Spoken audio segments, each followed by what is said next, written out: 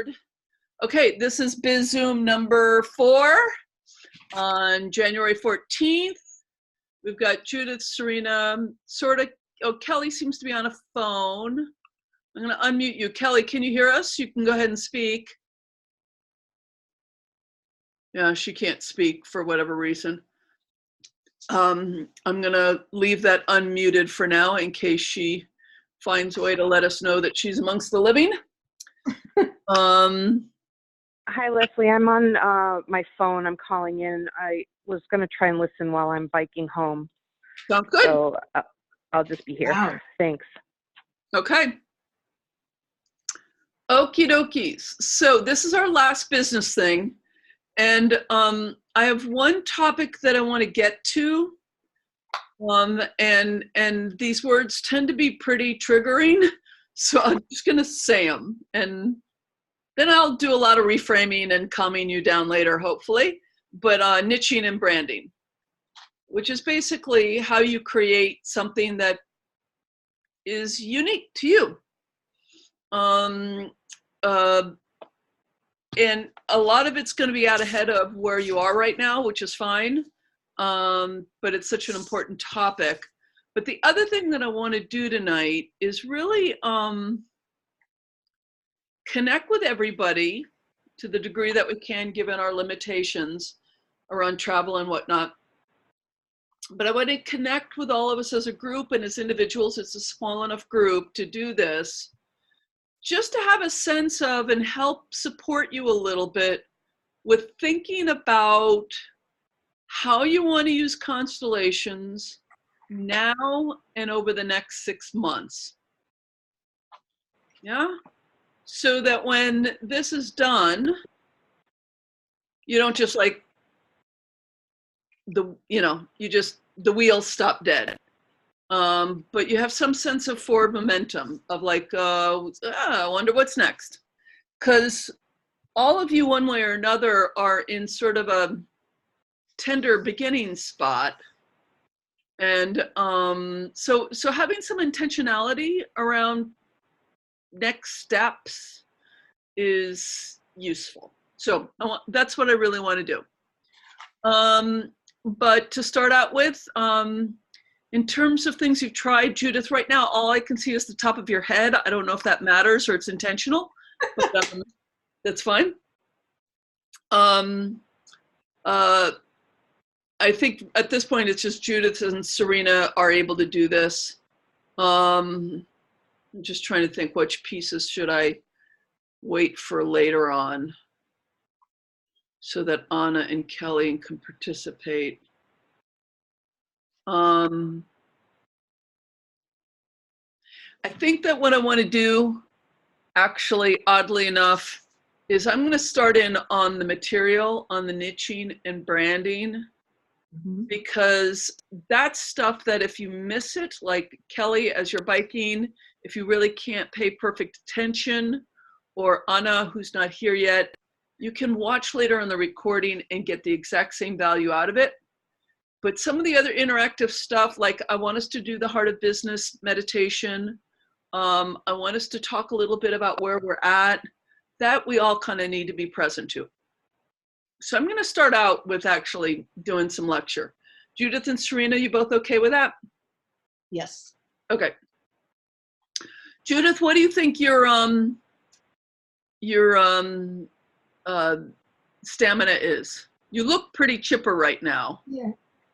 I think, we'll just see. I'm just having dinner. So So is Serena, clearly. Yeah. So I'm 3 hours ahead of you. Yeah, let's just assume I'm going to be fine, and if I hit a wall, I will. Yeah, your energy looks fine right now. So yeah. Okay. So niching and branding.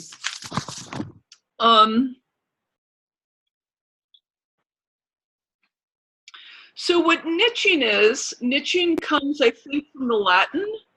If this helps. Hi, Anna, good to have you.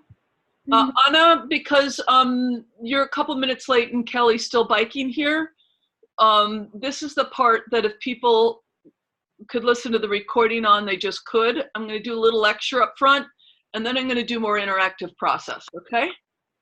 So niching, I think, comes from the Latin, could be Greek, but I think it's Latin, to mean to nest.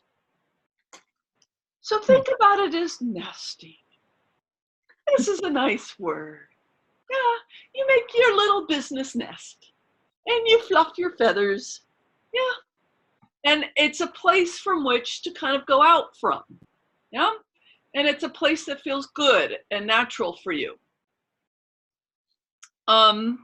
Generally, the way niching is put is it's the problem you solve and the people you solve it for.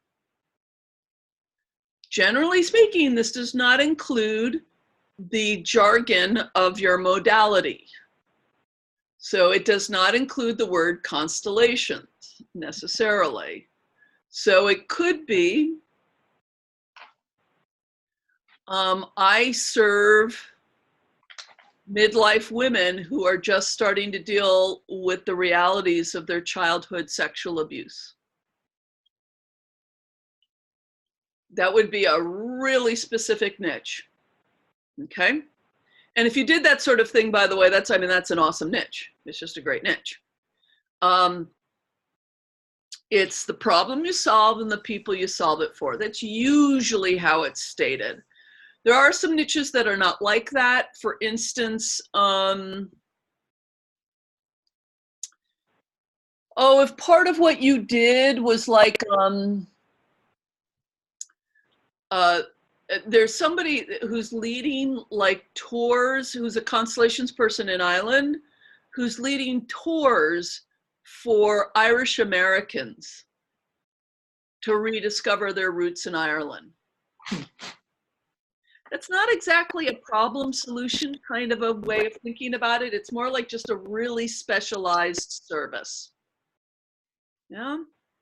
But it still isn't jargony. It's really kind of clear what it's up to, right? Mm-hmm.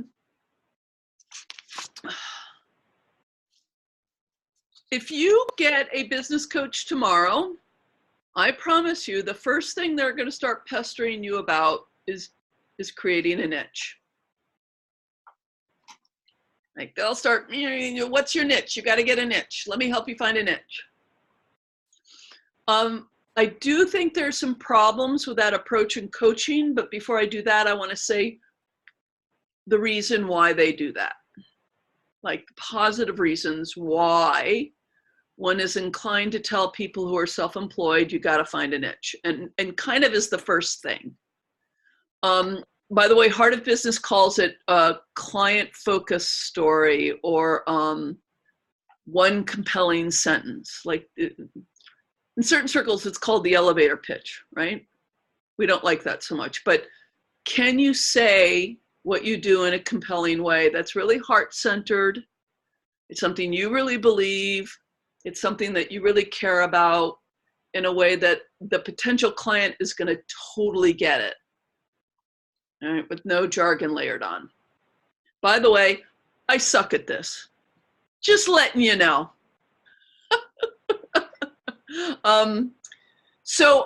The reason for niching is because if you can find a successful niche that's really heartfelt and in alignment and really matters to you and matters to the world, it makes everything else easier. Everything else gets easier. Making a website gets easier. Talking about what you do gets easier. Attracting people gets easier. Drawing people in and enrolling them gets easier. Selling gets easier. Everything pretty much gets easier. Instead of, marketing to everybody about everything, about every potential problem, you've got, I'm only have to speak to middle-aged women who are just beginning to deal with their childhood sexual abuse, right? It just makes everything easier. So that's one thing. The second thing it does is it instantly makes you more visible. So just imagine, I don't know if you've ever done this drive, maybe Judith has just done it. from the Newark airport into Manhattan. And there's this point where you just have this incredible view of the skyscape of Manhattan. It's really incredible. And because the Empire State Building is still a little bit uptown compared to a lot of the big skyscrapers, the Empire State Building really still stands up above the little, stuff below it. The difference between having a niche and not having a niche is the difference between living in one of those little brownstones versus being the Empire State Building in that landscape. It's just more visible. And it's more visible. The interesting thing is it's more visible to everybody, not just middle-aged women who are beginning to wrestle with childhood sexual abuse. It's a very interesting paradox, because when someone can read your website or listen to you at a bar talking about it, and they're not a middle-aged woman or they're not dealing with childhood sexual abuse, number one, they really understand what you're talking about and they might be able to refer someone to you. Or what they will very often say is things like, wow, I'm not a middle-aged woman, I'm, a young man, but I've got childhood sexual abuse, would you work with me? And you'd go, of course I would, right? Or they might say, well, I'm a middle-aged woman, but I don't think I have childhood sexual abuse, but I think I have a lot of shit still left over from my childhood. Would you work with me? And you can go, of course I would, right? Because they can recognize in you the language and the energy and the sense of yourself that makes them feel like you would be a good match. And the more we focus, the more we can communicate, in a sense, our heart and who we are. And then people can sit there and go, nothing she's saying relating to me, but I like her. There's something about how she's saying it that connects with me. I'm going to see if I can figure out a way to work with her. And what you end up doing is you find yourself not just working in the niche. Yeah. So generally the objection to niching is, how can I just choose one thing? I can't eliminate all those other things, the depression, the anxiety, all the other things, right? Chronic illness, blah, blah, blah. It feels like you're eliminating those other things. But actually by choosing kind of the place you're going to plant your flag, there's a funny way and actually it attracts more. It's like the Empire State Building and that skyscape, and you go, I want to go to that building. And then you end up visiting the whole neighborhood, right? Oh, there's this really cool, hot dog place, or, oh my God, what is that building? And yeah. Okay. So this is why, and when people, the dilemma is that when people come into training programs, any kind of training program, massage, yoga teacher, coaching's very big, right? People get their coaching certifications. They've been trained to deal with a wide variety of issues, right? And they come out and they identify with the modality, right? So right now you might really be identifying with family constellations. What I do is family constellations. Someone says, what do you do? And I say, I do family constellations, right? There's absolutely nothing wrong with that. But what business coaches have observed over the years is that the people who stay modality focused by and large struggle. They just kind of do. So when they lead with their modality, like what I do is family constellations, as opposed to I work with middle-aged women who are just dealing with their, childhood sexual abuse. Things are trickly. You get a client here, you get a client there, you get another client there, but it doesn't tend to build, and it's a lot of work. And coaches who have been around a long time, they just notice this and they know. Okay, so this is the argument for niching. And if I were a conventional coach right now, I would say the next thing you have to do, my dears, is go off and choose a niche. However, the other problem that I have seen is that people at this stage of their businesses, and there's some variety here. Judith and Anna already have, and Serena to a certain extent as well. The three of you already have sort of are a bit self-employed or a lot self-employed. So the issue is a little bit more of emphasis. You know, how am I including the family constellations into what I already do? So you're going to have to translate a little bit of this, okay? Kelly is a little bit more fresh to the self-employment space. What I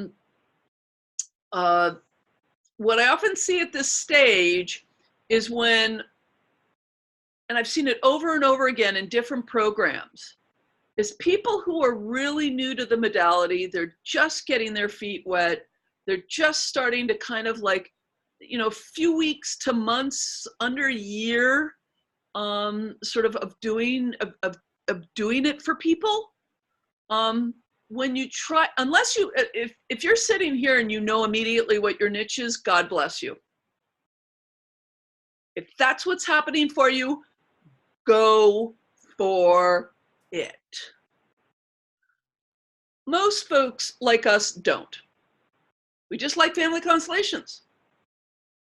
Just, yeah, if you got depression, if you've got anxiety, if you got a chronic illness, you have a money issue, I want to do family constellations with you, right?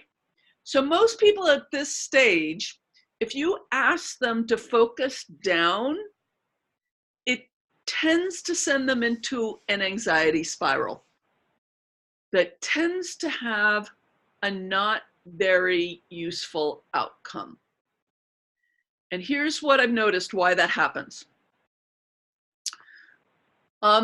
As I've mentioned before, what seems to be true of heart-based practitioners like us is that issues of integrity and alignment are extremely important. Like our criteria on that is like, to be honest, probably a little bit too much. It's a little bit too important to us, right? So if you end up like under pressure choosing a niche that's kind of, well, seems to be what I want to do, and within a few weeks or months, like it's not really lining up with your heart, truly, then there's a way in which your inner wisdom is going to sabotage you.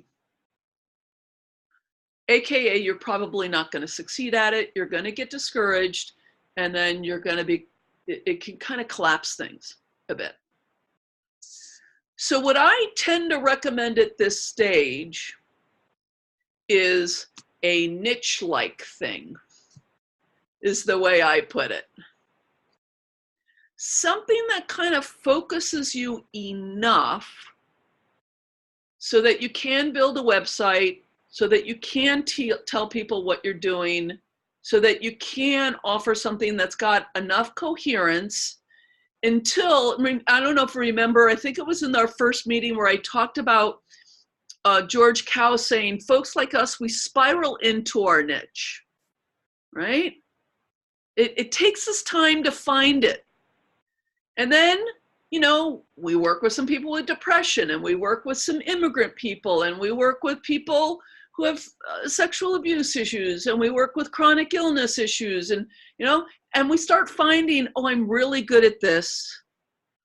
Oh, I'm really finding a lot of these people are knocking on my door. Oh, I'm having excellent outcomes with these people. And on the other hand, these people make me cranky. These people don't show up for work very much. I'm not having good outcomes with these people. Yeah, you start to notice that sort of thing. As these start to grow here, within a year or two, then you can kind of go back for niche 2.0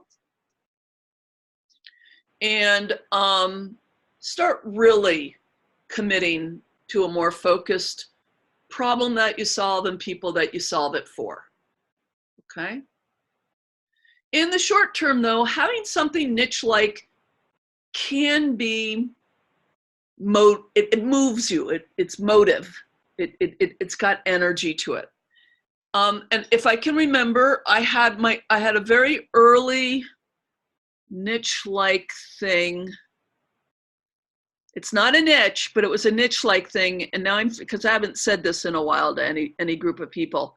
I think it was something like, you know, those people who have that same crap that keeps on coming back over and over again that drives them crazy in their lives and makes them feel like maybe they're just a little crazy, even though they know they're not.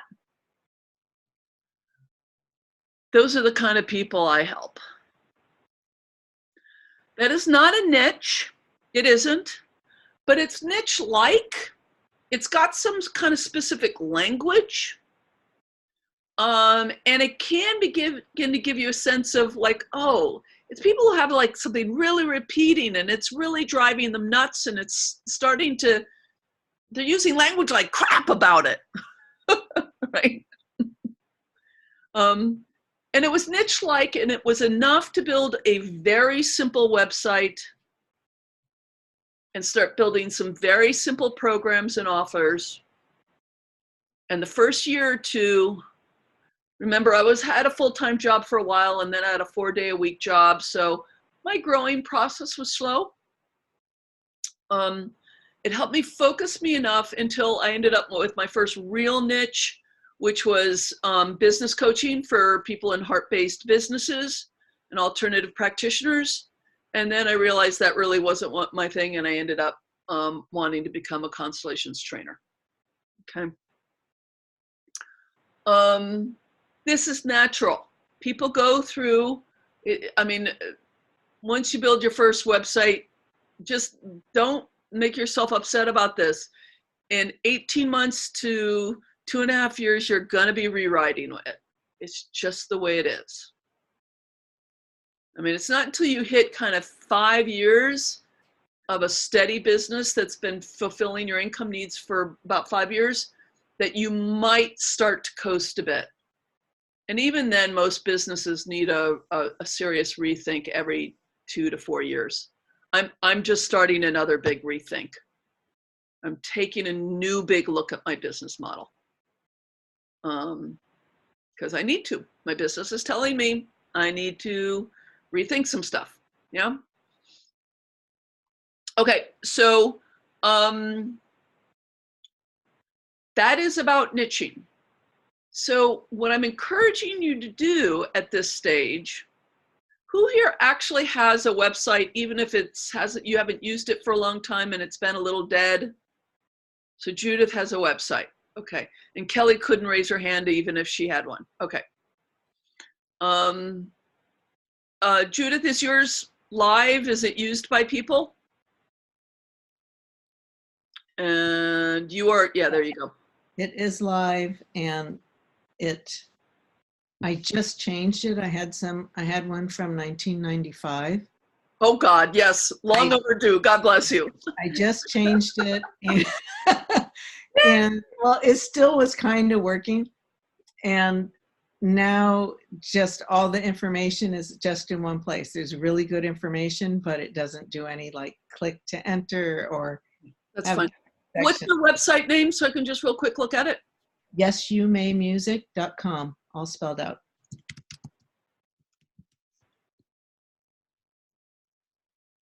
Oh, that's nice. Very clean. Well done. Very clean. Sparse is what I say. No. This is clean. It's not sparse. It's clean. Okay.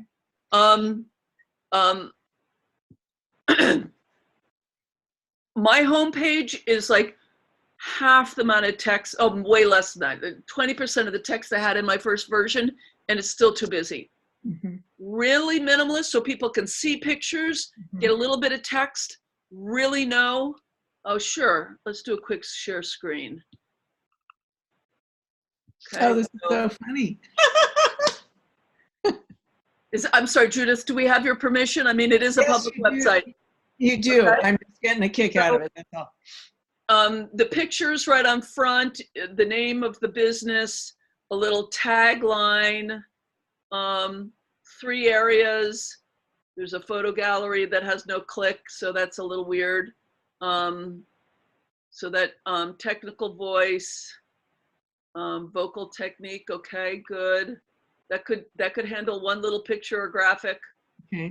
but I still, the white space is awesome. And also the font could be bigger. Okay.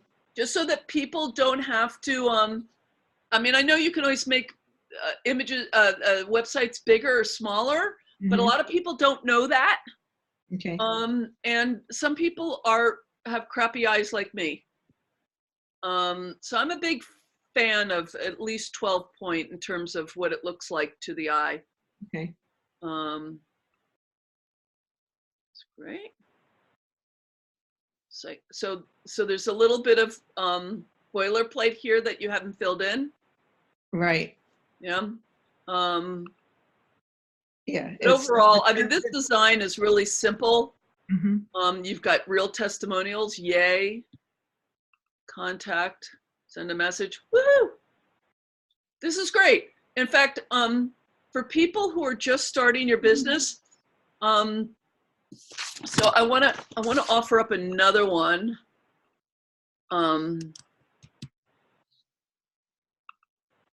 Actually, so part of this lecture is talking a little bit about your first website. And here's the really good news, my friends. When Judith did that in 1995, I bet it was like trying to build an airplane. I mean, when I did it in, I don't even remember when it was, 2009, it was a pain in the ass. It was so hard. It is now, I hired someone. it's now so easy and so inexpensive to build your own website. And what I recommend is just a one-pager. Mm-hmm. Just make it real simple.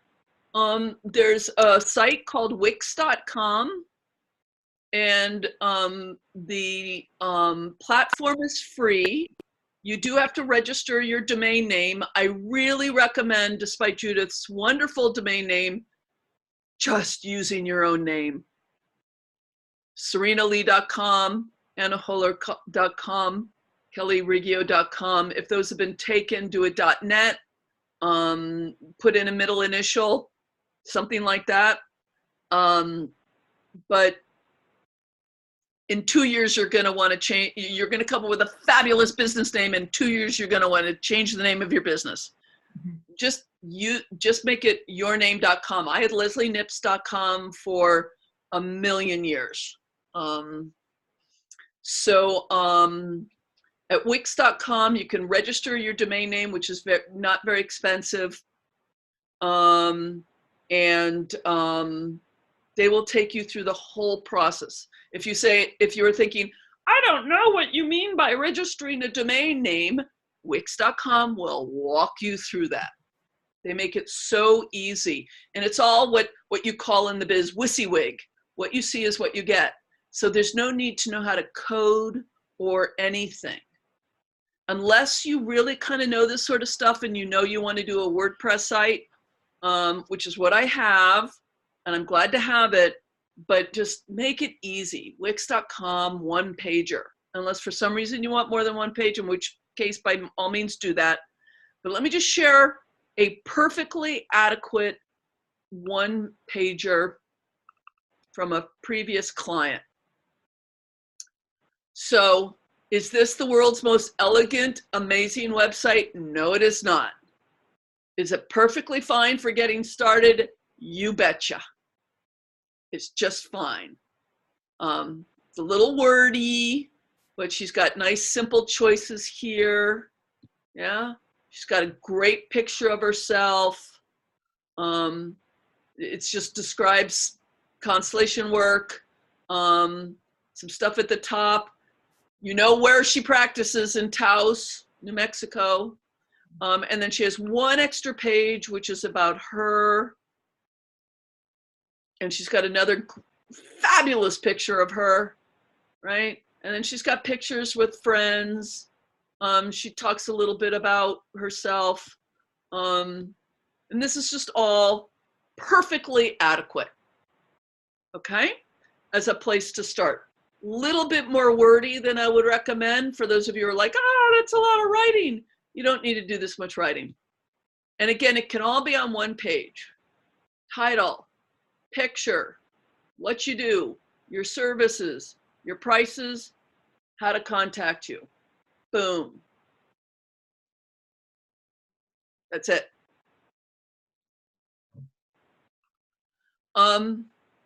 I do recommend that you get around to this soonish.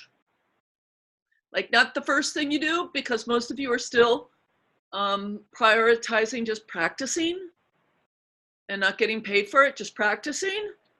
But at the point where you're starting to say, yeah, I'd like to charge 25 bucks or something, or 50 bucks or whatever it is, yeah? Then having a website is a really good thing to have.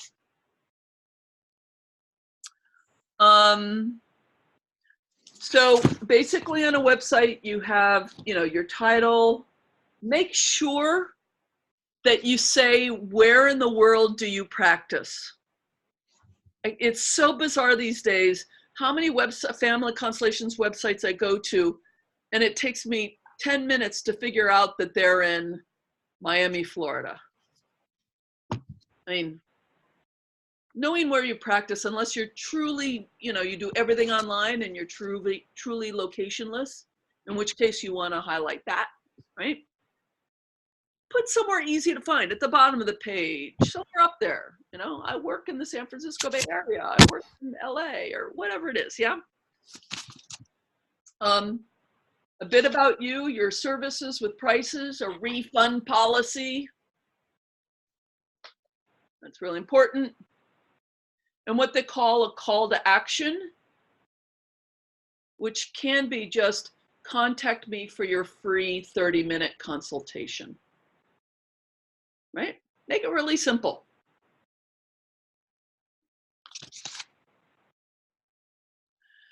So moving forward in all of this, I invite you to consider, now that you know this is something hopefully you want to do in the next 3 to 6 months,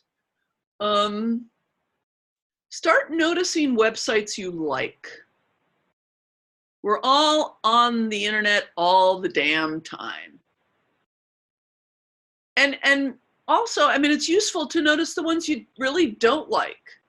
Why don't you like it? What is it about this website that doesn't work for you? Either visually or finding things, functionality, too busy, not busy enough. Yeah, lots of graphics, not enough graphics, funny fonts.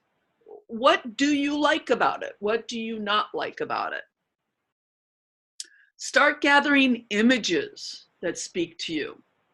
My first website, I had just read Hafiz's The Gift, all that Sufi poetry.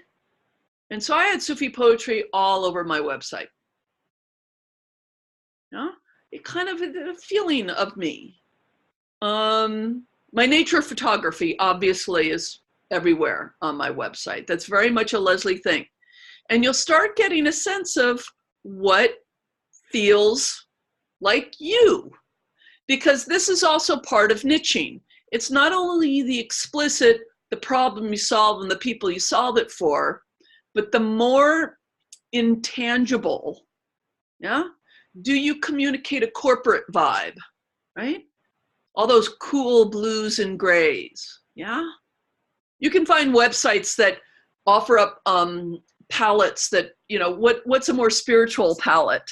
What is a more science-y palette?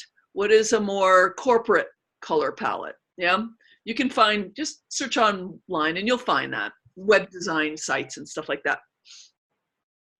What colors do you like?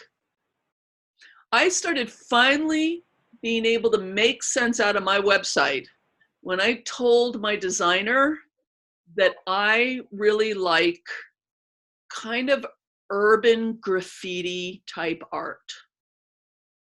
And I also like kind of tribal stuff, but I didn't want to be culturally appropriative. I really like folk art. I've got folk art all over my home, particularly folk religious art. Yeah. And so what she came up with is what you've seen, I assume, but it's worth in this context just taking a quick look at it. This is what she came up with. Now, this was back before Convivium Constellations, so it was Leslie Nips with this kind of this slash underneath it. But the minute I saw it, I went, "You've got it." That as my logo is really good for me. And then the color scheme, she's got this spiral. I've been using spirals before. The color scheme is perfect for me. It's almost a little Southwest, but it's got some, I don't know, mountain in there. I don't know what you would call it. I mean, this is basically my favorite color in the world. Yeah. It's, if you go to actual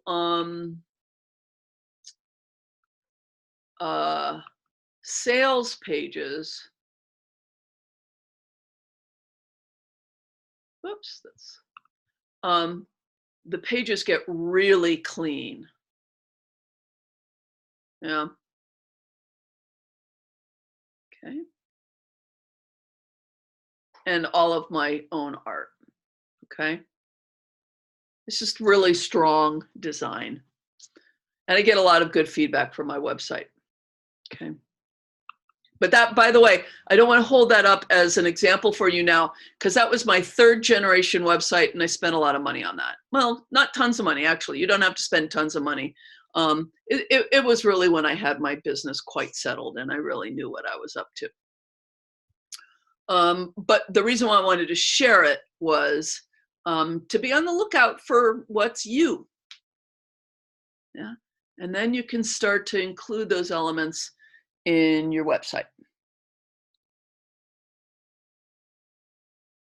So what you're going to be doing, hopefully, over the course of the next, well, there's kind of like 3 chunks: 3 months, 6 months, a full year. Okay. Depending upon what your goals are. Yeah. In which you have a sense of, because we've already visited what are the 4 basics. Remember the 4 basics?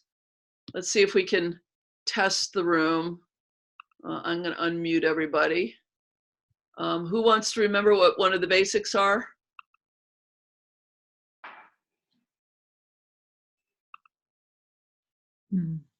Marketing? Marketing is one of the basics. Yes. What's another one? Outreach. That's marketing. Excellent. That's one of them. What's another one? The 4 things you need to have a business. A plan. You need a plan that's part of infrastructure. So you Like need what? A product or service, like something you do. Product or service. You need a product or service. You need marketing. Yeah. You need niching or branding, which is what we're talking right now, how it looks, how it feels, who you serve, and you need infrastructure. That's all the nuts and boltsy sort of stuff. And there's some overlaps in there, like website is both marketing and infrastructure, for instance. Some services can both be a service and a marketing, like a free workshop. It can also be about promoting. Yeah. But as you look at the next 3-month chunk, the 6-month chunk, the year chunk, the way building a business happens is the same way you go up a mountain. How do we go up a mountain? Start at the Step by beginning. step. 1 step at a time, right? And so in terms of planning, Judith, having 1 or 2, and again, it depends upon, like I was full-time employed when I first started. Kelly is full-time employed. right? But give whatever availability you have, having 1 or 2 or 3 things that you have a focus on. Now, you all have one thing in common, which is practicing. That's, in a sense, your service right now.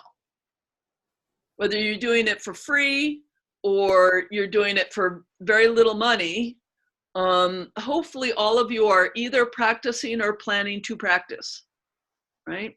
Because I know some of you aren't doing it so much right now, and that's fine. That's fine.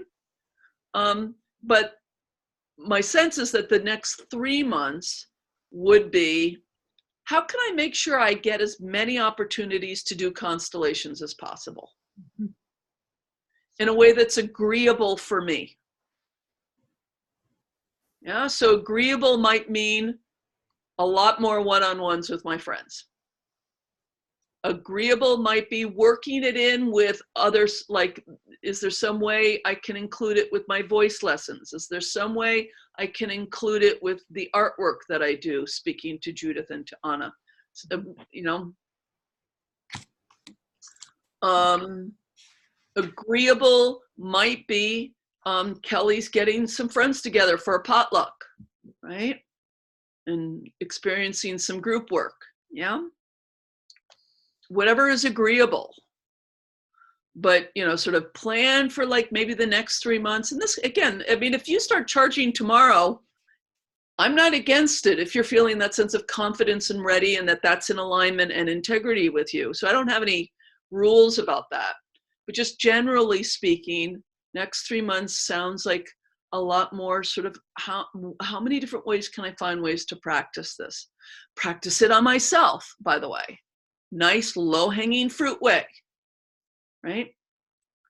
Do my altar constellations, do my little floor constellations for myself when I have a problem come up, you know, whatever.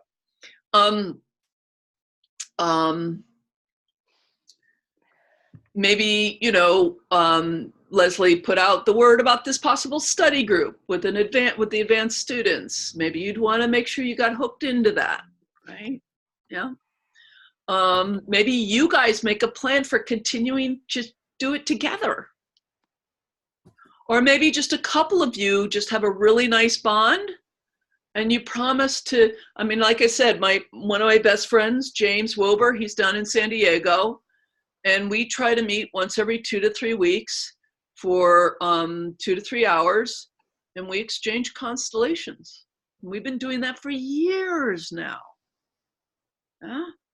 This is extremely, not only is it good practice for you, but it's very valuable for the other person. Yeah. Yeah. So maybe the next 3 months or so, different ways to practice.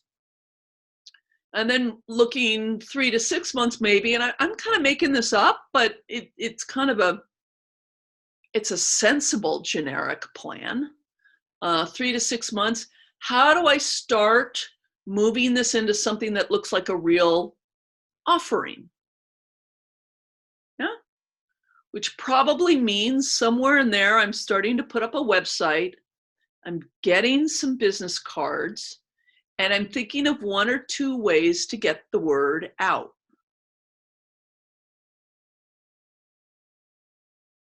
And there you are, you're at 6 months, so make that your 6-month goal. For a year, what would I like to make my year out goal? Well, between 6 to 12 months, I'd like to be making real money doing this. What is that? Is that $500 a month? You know, what's the goal? $100 a month? Or it might be, I just want to be having paid work at least every other week happening, or once a month happening, you know? Stay in the space. This is the thing. If who here has read my blog article, Don't Poke the Tiger, It Doesn't Like It? It's a really good blog article. I assign it to you now. It's basically all, and you can just go into my blog and do a search for tiger and it'll pop right up. It's basically all about, in life generally, but in business particularly, if we force too hard against things that our personal ecology is not ready for, everything tends to shut down.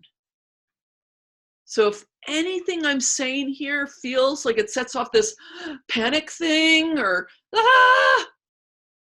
don't poke the tiger. It doesn't like it. It's trying to take care of you, right? So I'm a big fan of finding another way, trying something else, yeah? But it is important to keep taking, otherwise you don't get up the mountain.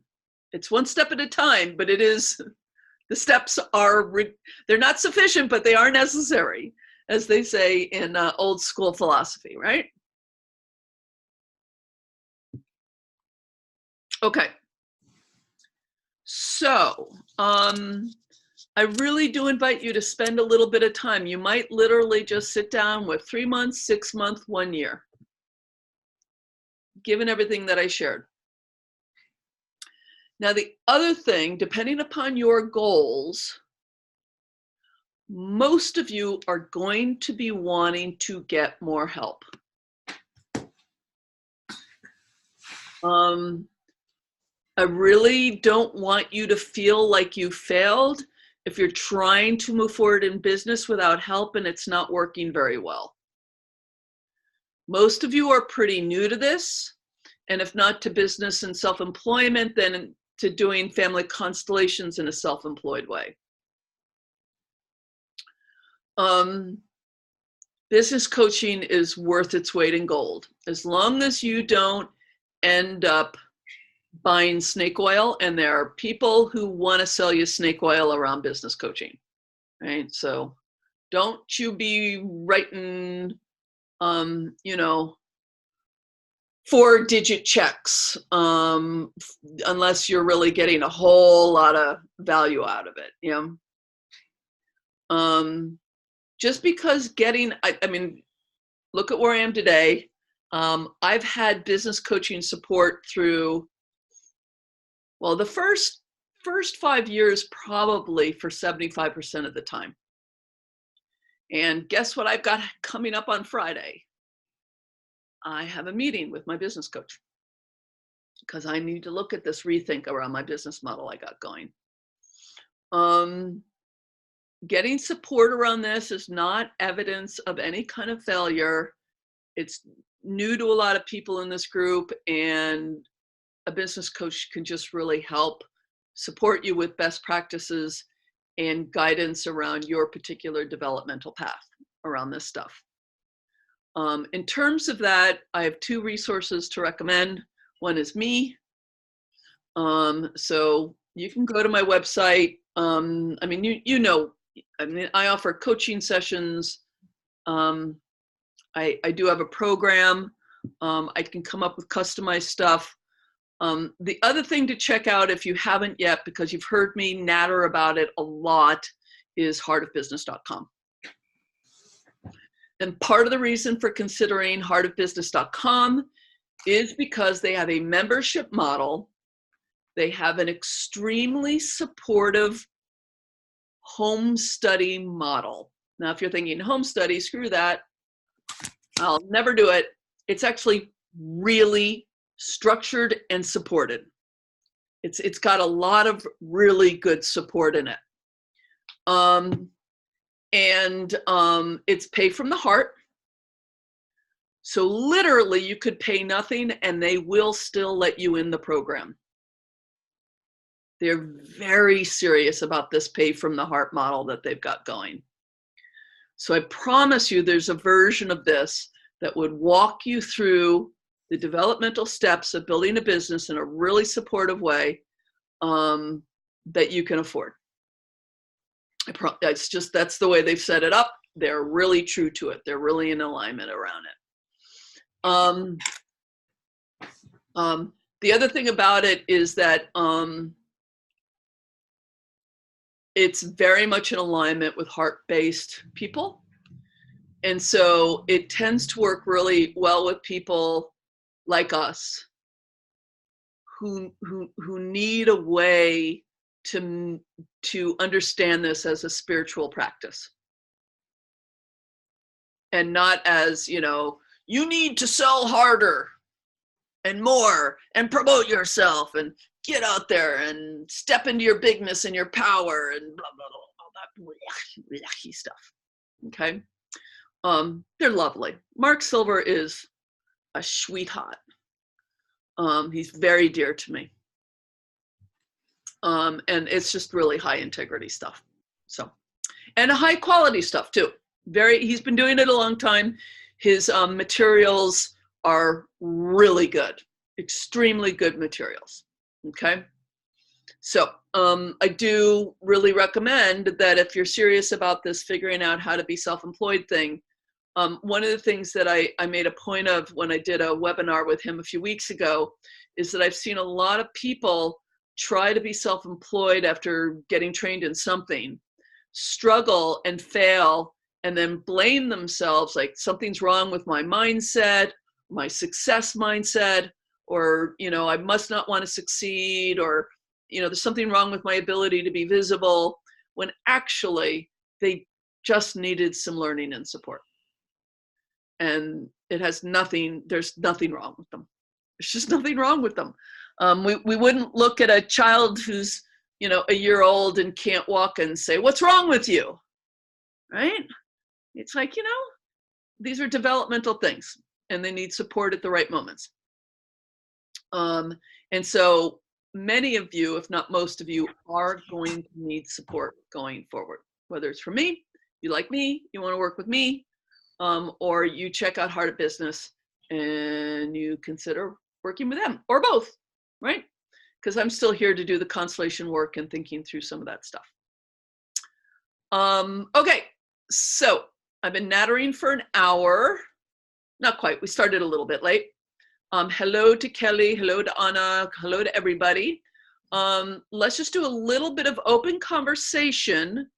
I want to get a sense of how this is landing from the niching and branding stuff, the website stuff, and what I just talked about moving forward from here. And I'd also like us all to share a little bit. Actually, what I'm going to do is I'm going to send you into small groups, pairs, to talk a little bit about just to help each other think out 3, 6, and 12 months a little bit. And then we'll come back and discuss that. But first, I want to hear any responses to any of this stuff. And again, I'm going to unmute everybody.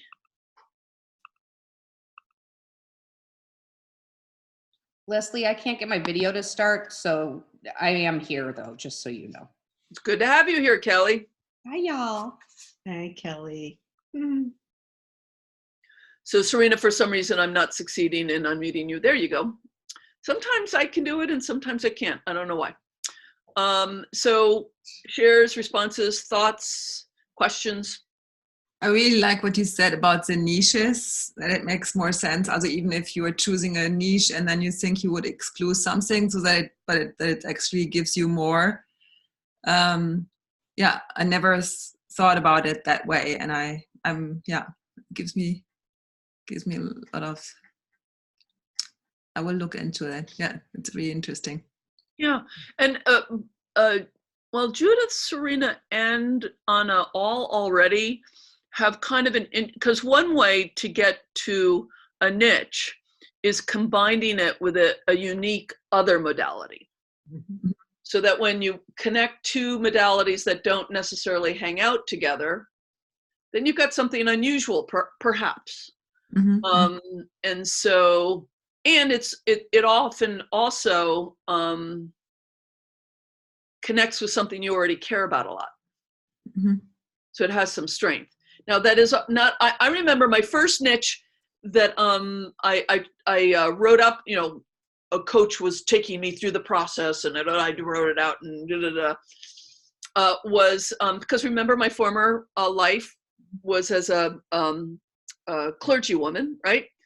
My first attempt at niching was working with clergy women who are burning out and somehow want to find a way to rescue their vocations. Now, this is a gorgeous niche. It's a real need. Yeah, it's really important. It would be very successful. I could get nowhere with it. And the reason is that my heart did not want to do this. It just didn't want to do it. Like, yeah, I'm done with that world. I don't want to do that. So even one of the other niches is often the wounded healer niche. Yeah. So, someone is a survivor of childhood sexual abuse. They work with people who are survivors of childhood sexual abuse. That's a really common thing to do.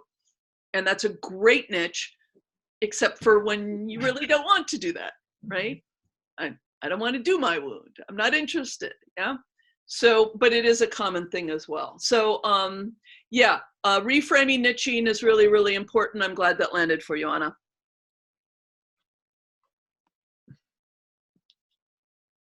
I like that there's a wide variety. Like the niche really could apply. It's something you can develop over time. I like the idea of spiraling into more specific things that you find you meet up with, you match up with. Yeah. And especially like, I think about starting with a smaller like area and maybe not quite so like emotionally heavy, like depression or something, but like, elements of that, and then maybe seeing how it goes. What do you mean by elements of that? Well, like perfectionism is something Oh, I've always God. struggled with. You could make millions of dollars if you work with people who struggle with perfectionism. Now, you have to be careful about the jargon on that, because someone has to self-identify as a perfectionist. Yeah, right. In order to be able to recognize that language. And a lot of people are suffering from perfectionism who don't know to label it that. Right. So you would need to figure, like, how do those people talk about it? Yeah. Yeah. So that's a process. Yeah. Yeah. But oh my gosh, yes. Or people who have trouble holding boundaries. I've never heard of such a thing, Leslie. What are you talking about? Who could possibly? Yeah, I mean, the reason why I mention this is that there is something to be said for having your finger on the pulse. Mm-hmm. Yeah, so perfectionism, boundaries, big words right now. Trauma, big word right now. In the 80s, it was codependency. As long as it's honest and it's something you're in alignment with, there's absolutely nothing wrong with focusing in on something that does seem to be, in some sense, hot right now. Mm-hmm. Or the way, sort of the popular psychological language that we're using for the thing right now. Yeah. To that point, though, the reason I thought of it is because I struggle with it. Right. So I thought it might be like something I'd more identify with. Is that a good thing? Or Sure, it's the wounded healer thing. Okay. Now, what some people will wonder about is, if I haven't healed something in myself, is it okay for me to say I can help someone else out with it? Yeah. This is something that arises for us. Like, who am I to help anybody, because I'm still messed up? And I want to go on the record, everybody. I am still messed up. What someone put it to me once, and I think this is a really good thing, which is to be just you need to be authentically one step ahead of your clients. Mm-hmm. In terms of that problem or issue. Yeah. And it might be just you understand how the thing works. Yeah.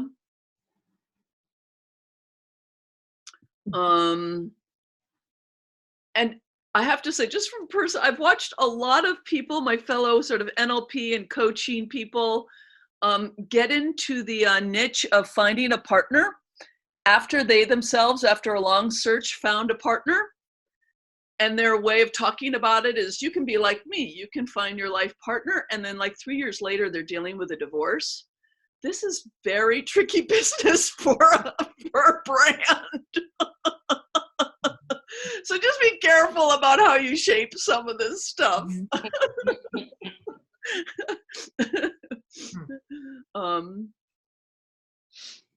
Yeah.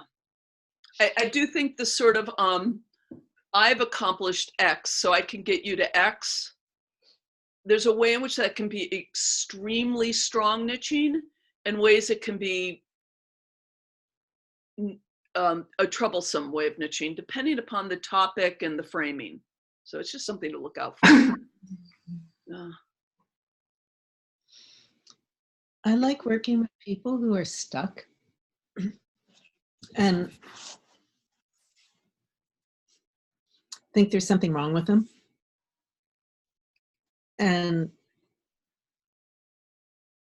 in music, that takes a particular shape. But across the board, psychotherapy also, I just really enjoy helping people who are making these efforts to get where they want to, and it keeps fizzling out. Yeah. But I don't know how to say that in a niche language. Yeah, and that is not a niche, but you can make it into a niche-like thing, because there's a way in which that's everybody. Mm-hmm. At a certain level, especially the word stuck. Everybody, just letting you know, do not use the word stuck as a primary word in your niching. It's such a common word. You can use it somewhere down, in the verbiage, but if you can find a way to make it really yours, I mean, one thing that you have available, and Anna, you might have this as well, and Serena, I'm not sure, around the body work, but you can take music, which you've used very literally, and make it metaphorical. So are you finding yourself unable to find the song of your life?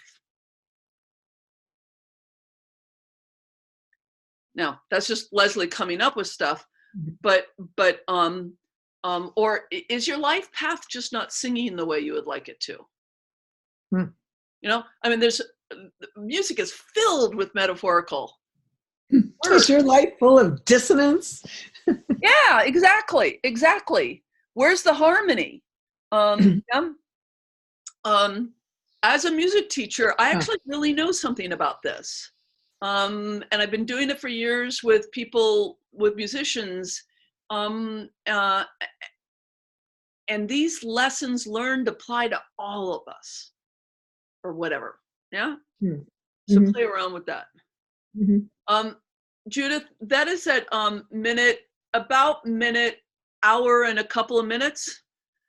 That was not bad marketing language. Thank you. So write down right now that that's at minute, like I often do this with people, a little over an hour in.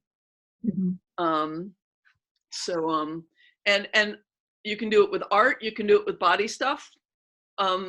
Those are things that they're literally important, and they often have a lot of metaphorical words that you can use for people who aren't necessarily coming for music, for body work, for artwork, right?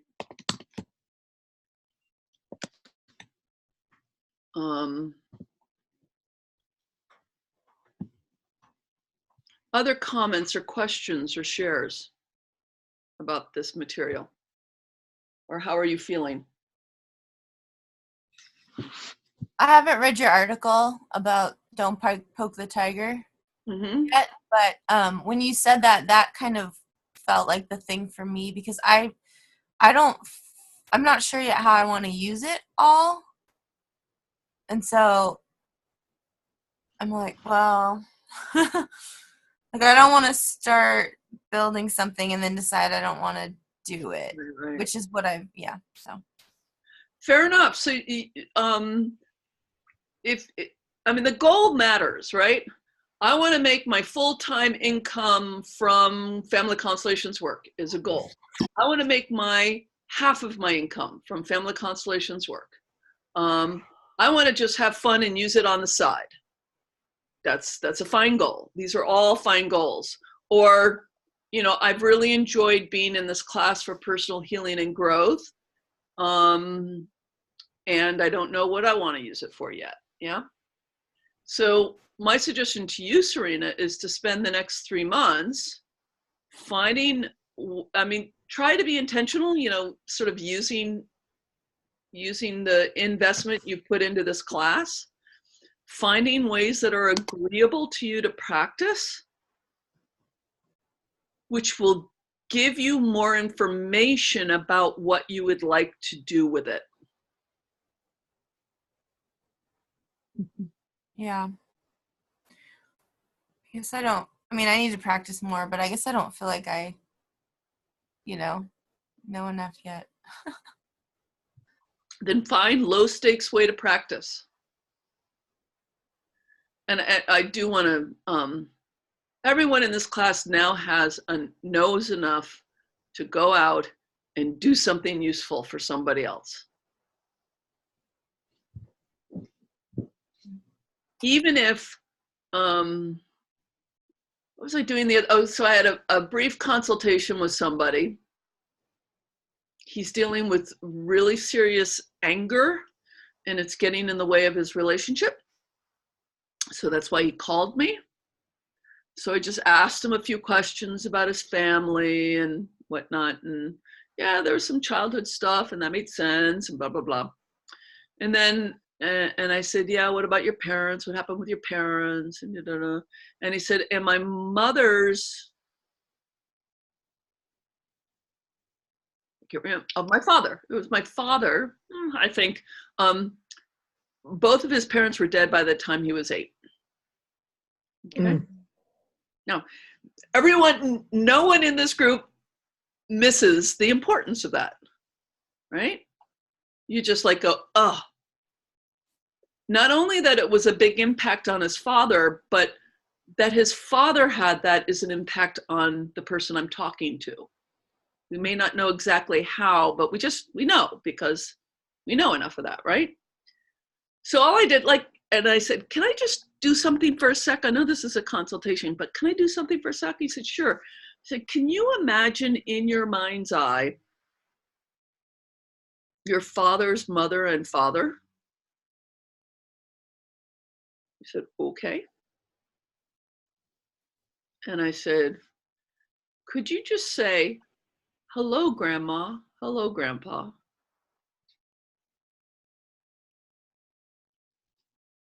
And he did that. And he said what I knew he was going to say, which is, that's the first time I've thought of them that way. Thank you. I'm crying a little bit right now. Now, that's something any of us here could do. Really, really, I really kind of want to, sometimes I want to I knew that you get thrown into constellations and there are all these complex moving pieces and but sometimes what you can do for people is so simple. So simple.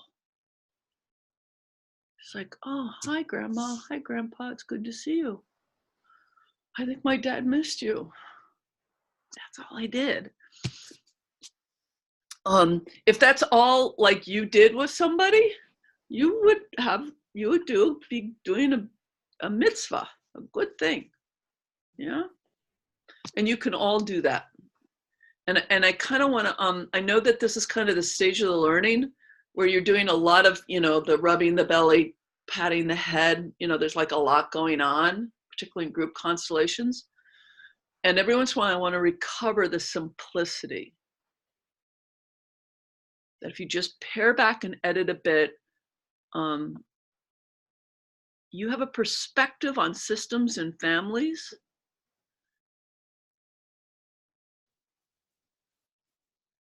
that can really change things for people without having to get all of the complicated systems all figured out. And part of that is like Serena, and particularly you and I have been doing complex work on your family tree. And so that kind of models, in a sense, what you think you have to do for others. I just want to remind us, sometimes it's just really simple, really simple. Like the Heart of Business exercise, which we're going to get to soon. Yeah. Any other questions or comments about this?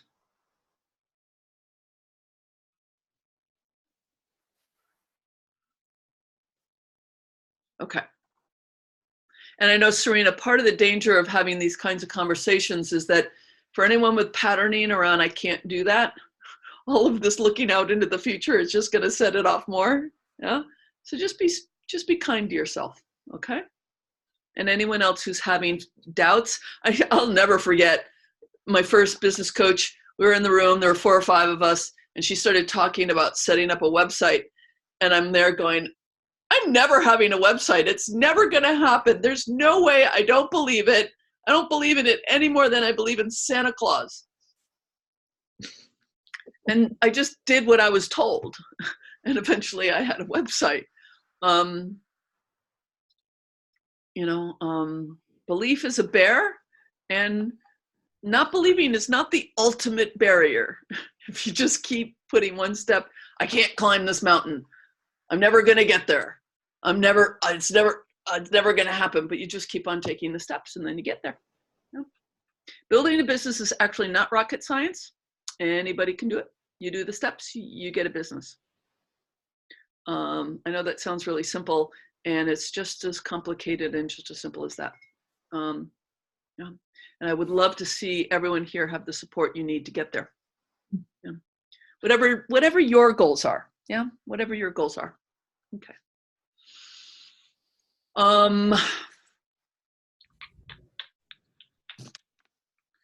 We're at 6:17. I'm going to shift gears. Let's do our heart of business exercise. Now that everyone's here, I've done all the nattering. I'm going to quit and try and get back in. Yeah, and that's fine. And this is something, I don't know if there's anything we're going to do where you have to have visual. Okay, if it doesn't work, I won't worry about it. Yeah, exactly. And remember when you're doing dyads, whether it's with someone else or it's in your own mind, to represent yourself and to notice what it's like. Yeah. So just take a moment, close your eyes, find yourself.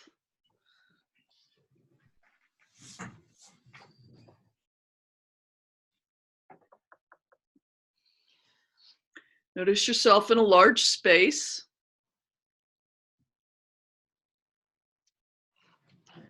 And whether you have a business now, or know you want to have a business in the future, or think or wonder if you want a business in the future,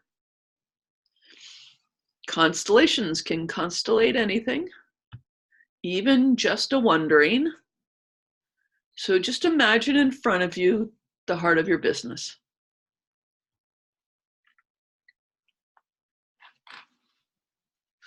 And it might look like a person, or it might look like a symbol, might look like an energy blob.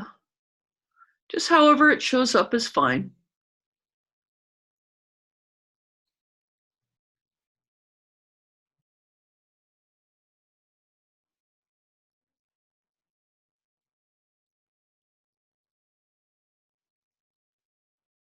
And notice what it feels like. What does the relationship feel like between you and the heart of your business? Is it warm and cozy? Is it distant? Do you feel nervous? Is one of you bigger than the other?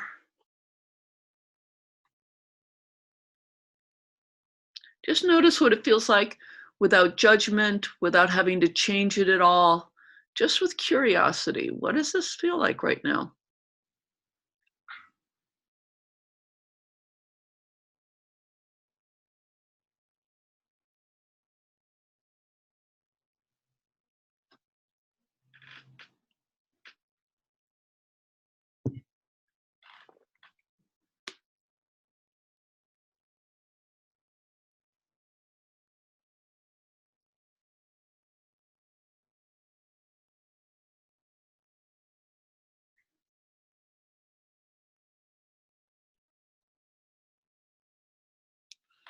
And then the parts of you that know how to do this, float on out of your body and into the heart of your business, facing you.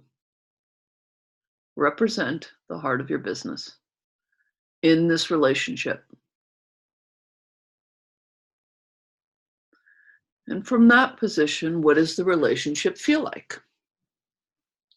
Warm and cozy, distant, nervous? Does one seem bigger than the other? Just what is it like? What does the relationship feel like from the point of view of the heart of your business? Just breathe in there for a moment.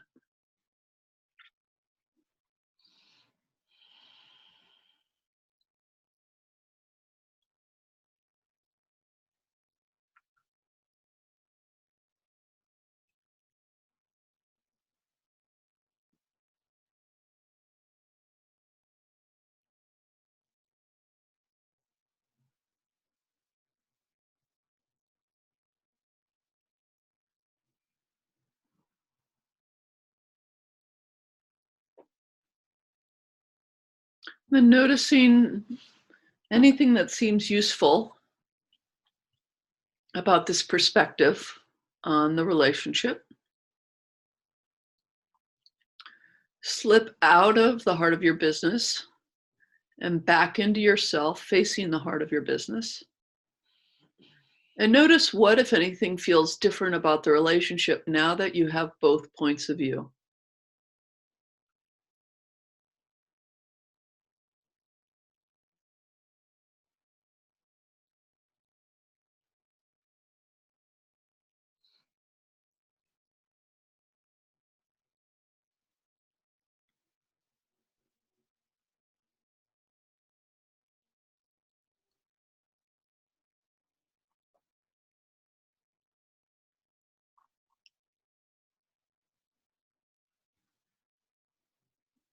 And then bookmarking whatever was useful that you noticed about this, and promising the heart of your business that you'll check in again regularly and stay in relationship.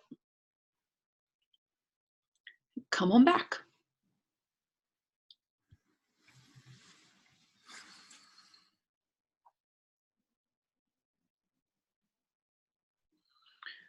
Oh, anyone want to share? What's that like? For me, it was pretty simple. It was just, it was very relaxed, and it was just there, and I was there. You know, it wasn't the kind of no movement and not necessarily a relation. Also, it was just sitting across each other. And when I went into the business, then it was saying irgendwie kind of, I'm here when you want me. In a way, it was also not very much was happening. It was just like sitting there and, well, you know. I spent a lot of time trying to get the right image for my business. So, well, first I had a real heart, and then I thought it was too squishy there, so I tried to put it into a body. Anyway, I just spent a lot of time trying to see the right thing, and then when I finally got something, when I was trying to look from the heart at myself, I could not get the heart.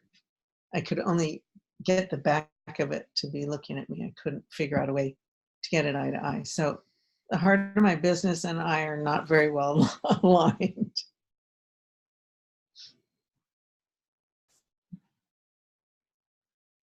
There also seems to be an overlay of meaning around there's a particular way this is supposed to be. Perhaps my perfectionism. Well, I have this practitioner, her name is Kelly. I'm available anytime. Cool, Kelly, thank you. I just thought it was so funny. I haven't gotten stuck like that in any of the exercises we've done until this one. And I don't know if it is getting, it is getting late for me, but it was just such a funny, odd experience.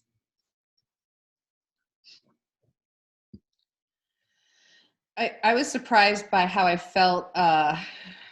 I felt kind of okay until I dropped into my heart, and then I was like, oh my God, there's like so much anxiety. I'm feeling a lot of pressure. Like, I feel really pressured. This has got to work. And I was like, where the hell did that come from? So that was an interesting insight. And it was nice to tell my heart of the business. I was like, we're just gonna, like, we're just seeing how this goes. This is not life or death. We're just gonna enjoy it. Excellent. And Serena? I know these words aren't going to sound very good, but it was kind of the feeling that I got. Just that, like, you're not cool enough, like looking at, yeah. And I was like, oh, I'm not cool enough. Okay.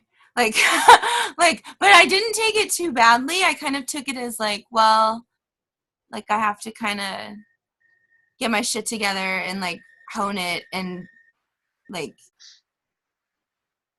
I'm not there yet, I guess, basically, is kind of how I took it, because I don't want to. I think I've done this before enough times where I think I'm going to do this thing and then I push it and then I don't do it. And then, then it becomes the stories. But, yeah, like I don't want to do it that way. Yeah. So, yeah, and almost like that, like I don't want to hang out with you if you're gonna like be self-shaming or like mean or like put me down, like almost like that. You're not cool enough to like, you're still doing shitty things to us, to like we're working it out still, kind of. Like, and who was saying that, the business or you?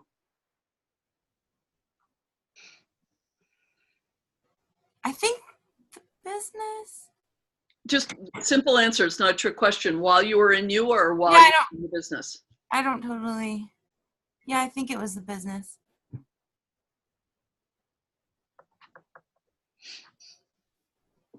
I mean, it felt like this little kid thing, like, oh, I don't want to be your friend kind of thing. Like, so one of the things that will show up, and remember, I often offer up this story. This is why you need your systemic hat when you look at these things, to not take them too literally. There's not some business out there who's going, you're not cool, right? It's an internal meaning, right? right.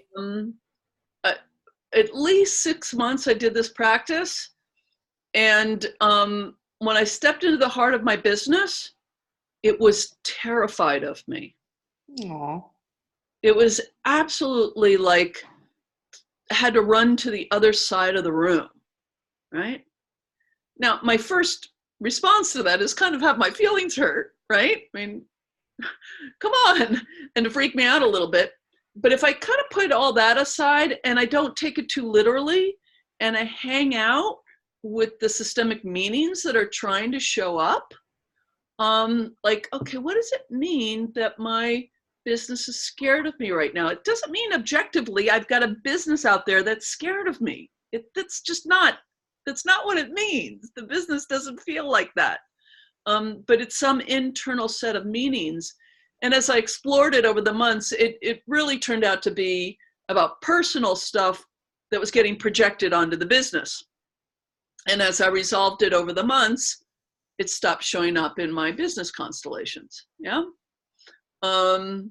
Which, just to say, our businesses are often excellent mirrors of our internal states. But it's why, we need to remember over and over and over again, I teach this, is don't take the images literally. Whether you're doing a group constellation for someone else or you're doing a dyad for yourself, right? If this were true, what could this mean? And in what way could it be useful for me to be in relationship with this? Yeah. And what would be the healing next movement? Yeah.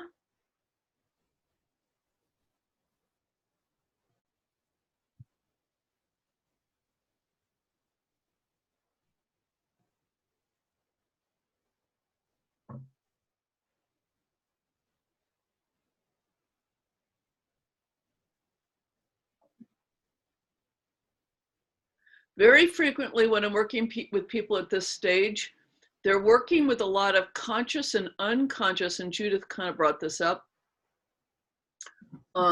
unconscious pictures about how this is supposed to be.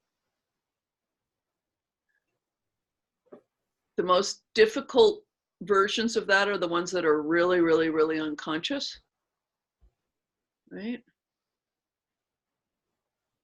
But because for heart-based people, being in alignment is so important, our business will not tolerate us trying to make things happen that we think should happen, that deep down we don't want to have happen, if that makes sense.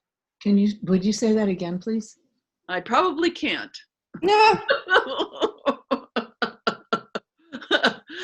Serena nodded. I saw her nod. Yeah. We have conscious and unconscious expectations of what this is supposed to look like. The most difficult versions of that are the unconscious expectations we're placing on all this. And fortunately or unfortunately, depend upon your point of view. For heart-based practitioners, we are so sensitive to being out of alignment or having things not be the way our heart needs them to be, that we won't, at some level, we will not tolerate whatever it is we're trying to unconsciously force on our businesses. And that just doesn't work, right? So to just work with the metaphor that Serena just threw out, something about Serena and or the business having to be cool, whatever that means, right? We don't need to unpack that. Serena knows the meanings of that better than any of us do, right?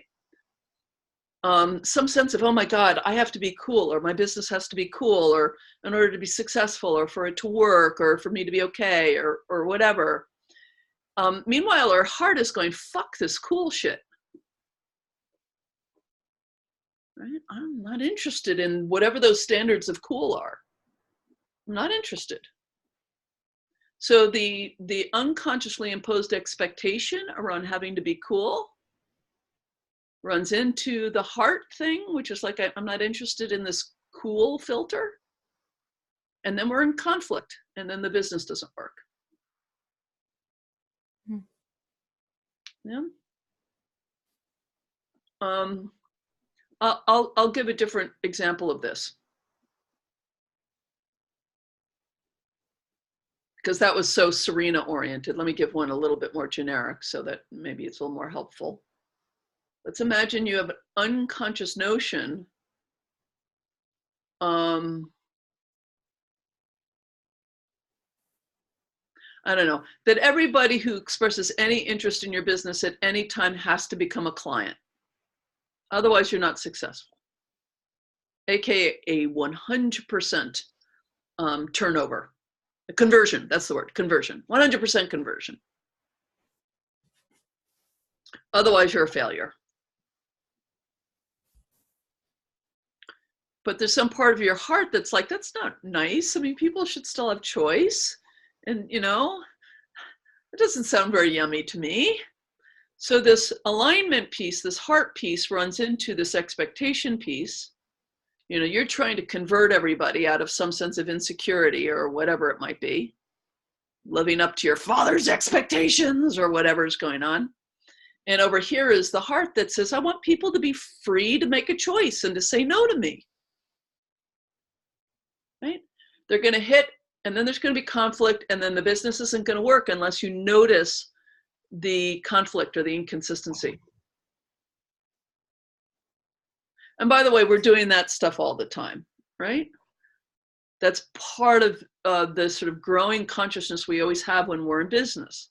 It's like, oh, I've set this thing up in the way that I thought was correct, business-wise-y or whatever, but it's violating some integrity piece. That's why it's not working. So is there a good way to uncover these unconscious beliefs, or is it kind of what we're really just doing anyway in this process? Yeah, so I just remember the lecture. I'm pretty sure I gave you guys this very brief lecture, but I'll revisit it because it's really important. There are 3 kinds of problems in business and in life, but we'll focus on business. One is a problem of learning. The website isn't working because I don't know how. Okay? Okay? Another one is a healing issue. The website isn't being built because I'm procrastinating, because I'm fear invisibility, because then the tigers will get me. That's a healing issue. The third one is the website isn't working because I've put it into a template. Let me go back. The third issue is my website is not working. It's an alignment issue.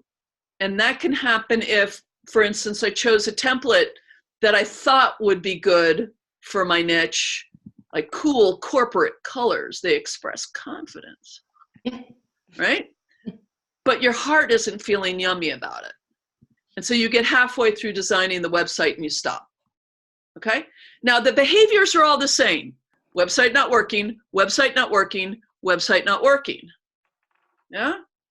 But the solutions are different in each case. In the first one, you need to learn something, or you need some help, or you need to, whatever, right?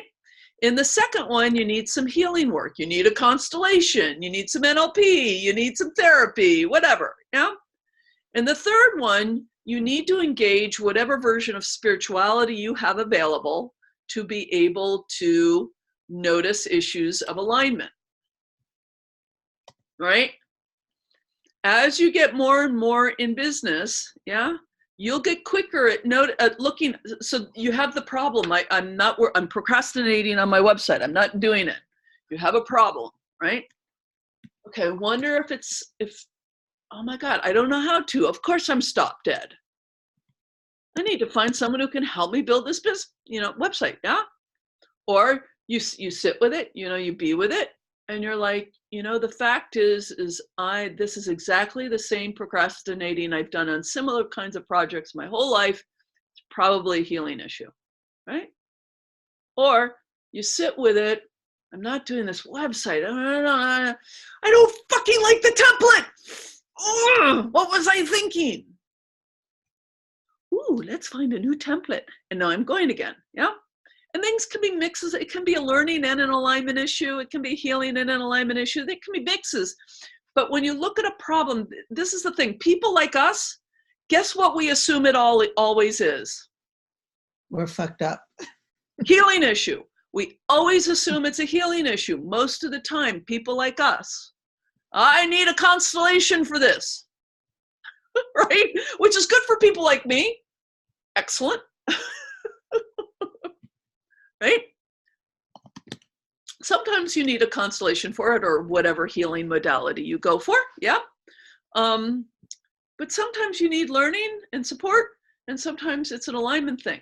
So as you're chunking along in life and in business, when you hit walls, when you hit dilemmas, when you hit problems, something you've said you're going to do, but you're not doing it, there's only 3 kinds of problems. What are they? Learning, healing, and alignment. Yeah. Karina. I'm taking it. And the alignment bit is very much helped if you integrate your self-employment, your business, with whatever personal spiritual practice you have. Yeah. So for instance, I do these heart of business exercises once a week, just to check in and connect with my business. Yeah. Or when I run into a problem in business, I bring it to my spiritual practice. What's going on here? This is another thing that Mark Silver at Heart of Business is very, very good with. If you're with him a few months, you develop some spiritual practices that really support your business work. Because that's the way he rolls. Because he's a Sufi. Yeah. Is that helpful, Serena? I mean, kind of, but I guess I don't have a very strong spiritual thing. So I'm like, okay. So we don't need you don't need to go to church. And just generally, we know in life, if we have a mindfulness practice, if we have, anything, life goes better. And so if you've been thinking, or anyone's been thinking about starting a meditation practice or a spiritual practice of some sort, just because your life would go better, it's going to help your business too. It just helps. It just greases the wheel everywhere. Can you have a good business without a spiritual practice? Of course you can. Of course you can. But the degree to which, just having these things help us in life, relationships, personal health, business, work, it helps everything. Oh, yeah. At the very least, having some means for being able to answer the question of what's up with my heart, what aligns with my heart, what does my heart want, is really, really important. If you don't have that, I do encourage you to start using that as kind of a question, as something to use. Because in business, in self-employment, you need to be able to discern between things you want and things you don't want. Otherwise, it's a whole big mush. There's 50 templates on Wix. I like that one, right? Some way to notice alignment. Yeah. Okay. 5-minute break. We are at 6:42. It's 9:42 over on the East Coast. Come back at 48.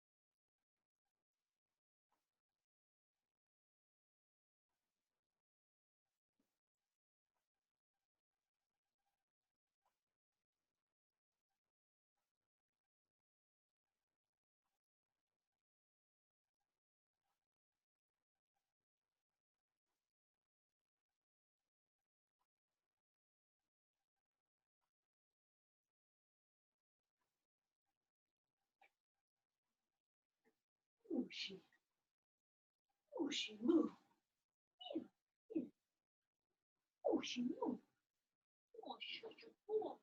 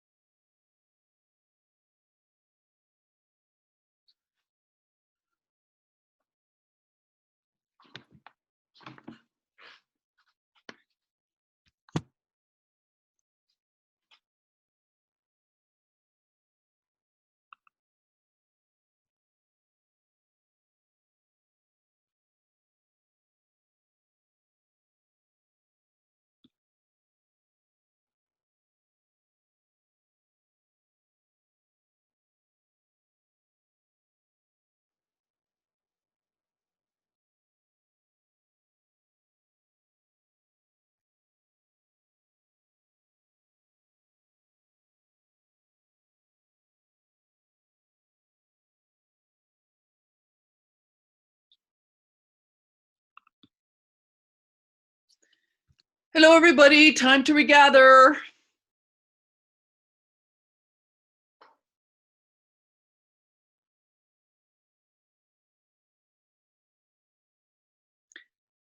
Hello. Kelly, are you there? Can you, I'm going to unmute you. Are you there?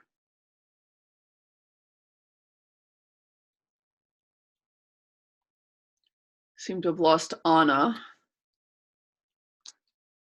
Kelly, if you're there, can you speak? I have you unmuted. Oops.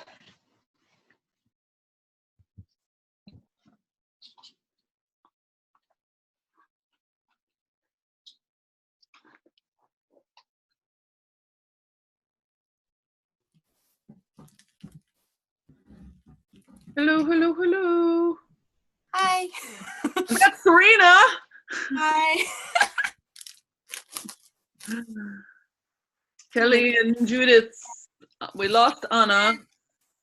There we go. She's back. Kelly, are you there? We will trust she will come back. Actually, the next thing I wanted to do was going to include her. Kelly, Kelly, Kelly. Hello, hello, hello. Coming. Thank you.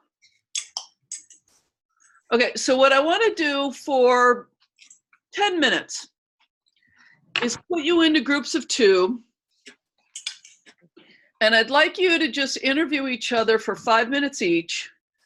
Very low key, no pressure, easy. You can keep eating, all the eating I see going on.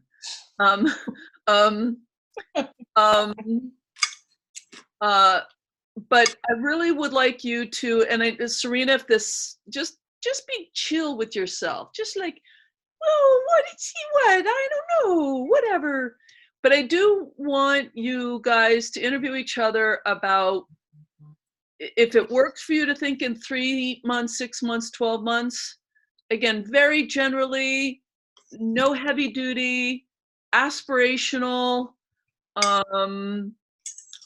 Those of you who feel like you kind of want to be more about it, that's fine.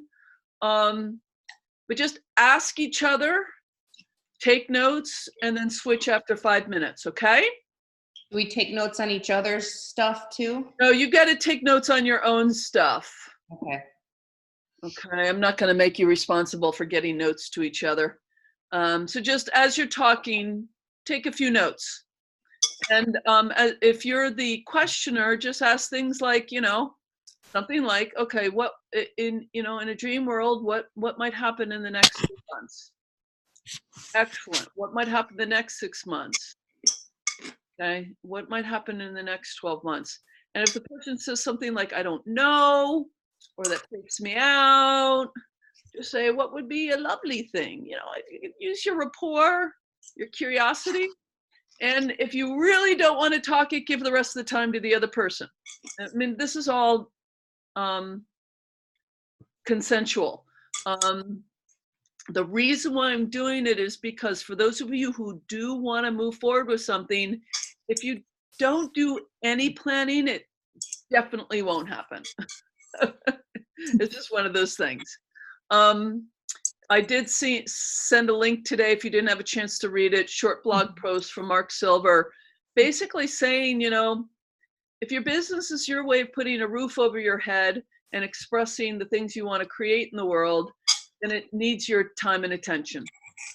It's kind of a direct kind of a thing. It's a sacred thing and it requires part of your attention. Okay, so I'm going to put you into groups. Okay. I updated.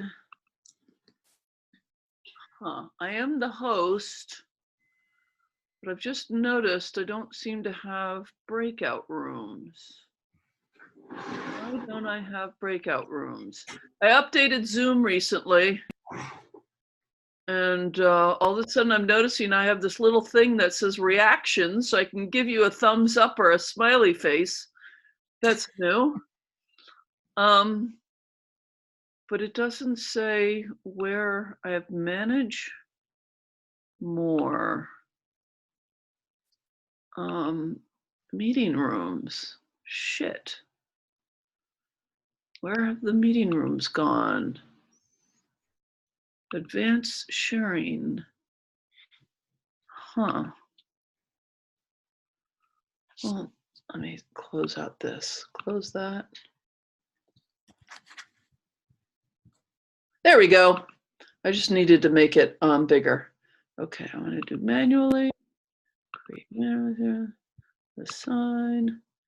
Judith and Serena. Assign. And Kelly.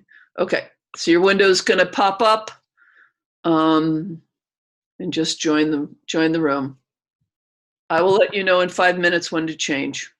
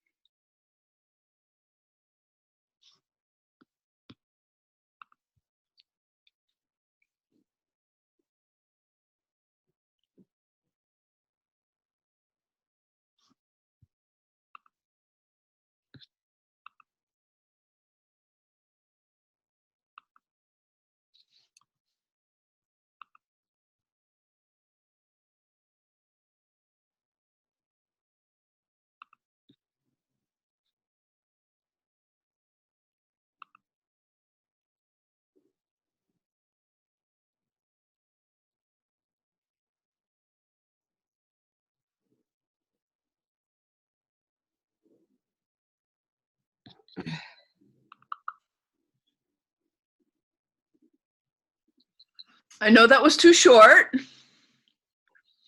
But hopefully we're able to start like making yourself think about this question. What have some people come up with? Let's share a little bit. Anna said something I thought was rock star. She's like, the main key for her is practicing and practicing as much as we can. And I totally agree with that. That's one of the things I think, like talking about constellations and practicing it with people who aren't familiar with it. Like those are two of the goals I've been like, I think are good to like focus on right now. You know, like the professional planning for me is further away, I think, than for other people. And so I want to just get really more solid with that. But like, I think in like 9 months, my goal was, okay, I'm going to decide on if I move forward with this professionally, and then how do I plan that transition from my current job, you know? So it was very helpful. That's awesome. Like a plan to plan. Yeah. Is great. You know, that actually constitutes a plan. That's what I got. That's as much as I got right now. With a little bit of a date around it, right? Mm. Now, the only other thing is like, so the question always is like, how do I like hook like, how do I, like 9 months out, that's what, September, October, November, somewhere in there. So start of the new school year. How do I like stimulate myself to do that? If, you know, so I have this little app called Todoist. It's free. I really like it. I use it for a lot of my regular life stuff, like paying bills and, you know, changing my emergency water every few months in the closet. Just life stuff. You know, I've got my, you know, my next car service more or less ought to be done. I just put everything in there and all my business stuff in there. And I actually use this app. I look at it daily. Doesn't have to be looked at daily. It could be looked at every other day or weekly or something. But you know, one could just put in like on the 1st of every month, just check in how the constellation practice is going, which will help you remember, like, oh my God, I haven't done any practice in a whole month and I have no plans going forward. If I'm going to keep practicing, I'm going to have to come like do something about that. Just something like that. And then you can put in, you know, October 1st or something, revisit the idea about building a business. Mhm. And then it'll just pop up. Anyway, so those are things that are useful for me. Not everybody, this is called a productivity tool, productivity tool. Not everyone likes the same productivity tools. That one happens to be extremely simple and free. This is why I like it. A lot of people will recommend like Evernote and stuff, and I find that too complicated. It's too much to track. It becomes like a job. I mean, you can use sticky notes if those work for you. Some people are old school. They hang a big, one of those big desk calendars on the wall. That's fine. But something that helps you around this sort of stuff, finding what that's like the fourth, what was it? The fourth bucket, infrastructure, what supports you. And the nice thing is that a lot of the very, very, very, very, very, very basic infrastructure you need for business can do double duty for regular life stuff too, like my Todoist app.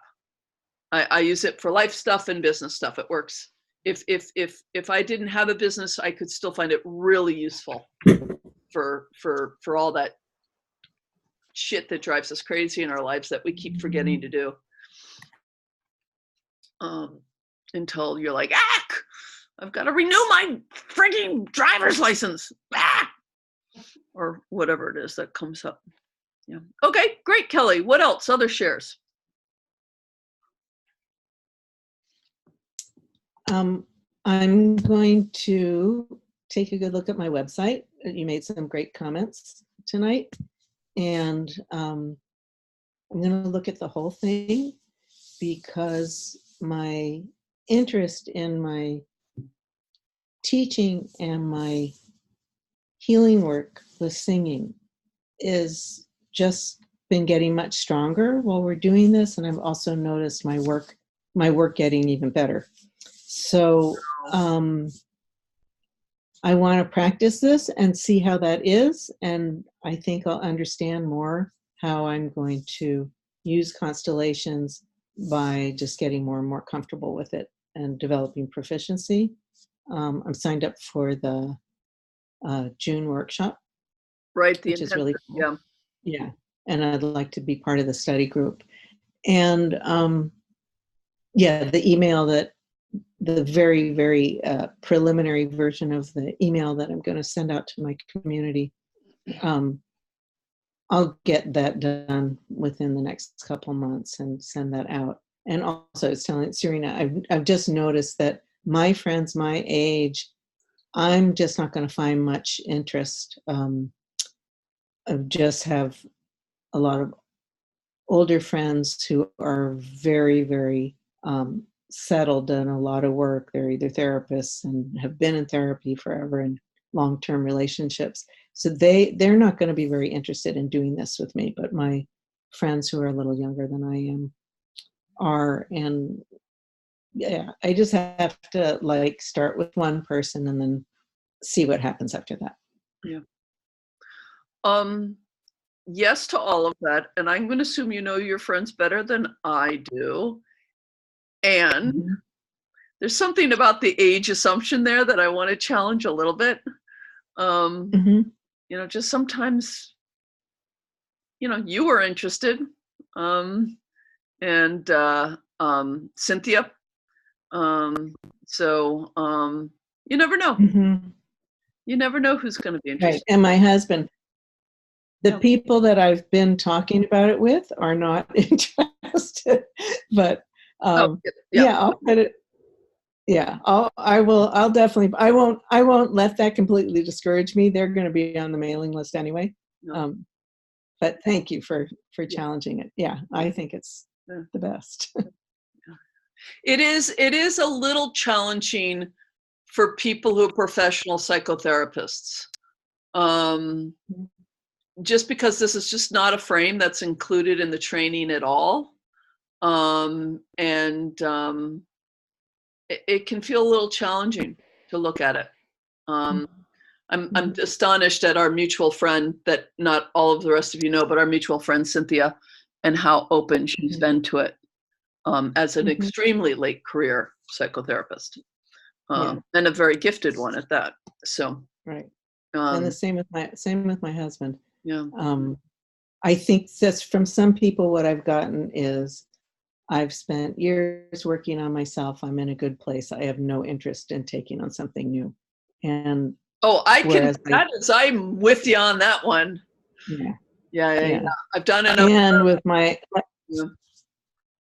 like with my husband and for myself and Cynthia, it's so fascinating that I want to be involved.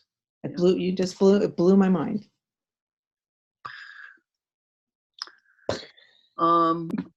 Anna or Serena, anything come out of that for you? Ich meine, like Kay said, irgendwie for me, I really feel that I have to practice more, just to get really a feeling for it, how to discover more how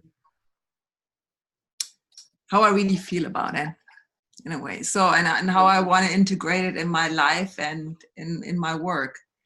So I think in practicing different things and trying out different things, then maybe I get more ideas, or I will find out what I like about it, or what I don't like about it, or whatever. So I think just the key is I feel really I have to practice so much more, and then getting a feeling about it, how much it will be a part of my life. Okay. So you have a little bit of your goal on planning is to plan how to find the practice that you would like. Yeah. And ich meine, as you know, so that I will continuing the training with Francesca, and I'm also really trying to go at least once every 2 weeks to a constellation, as where somebody is facilitating a constellation, also to see people doing it and to represent and just to keep in touch with everything. So that's really important. I would love to see the local students at Rudramandir a little bit more often. I don't know what it is about the last couple times. It's just been like the day of. It's been crazy. I'm coming next week. Cool. Excellent. And Serena, how about you? Yeah, it's a little challenging for me to be up here, like geographically. So I was thinking that I might try to see what's available around here. And you've told me about a couple of the facilitators that I'm really interested in, like Sarah Payton's at Portland, I think. So so I'm kind of looking into like seeing how she does the brain stuff, and like stuff that people who do more body healing kind of stuff, to see if I want to go that route. Yeah, it's really important, and I still don't know how to use it yet. Yeah.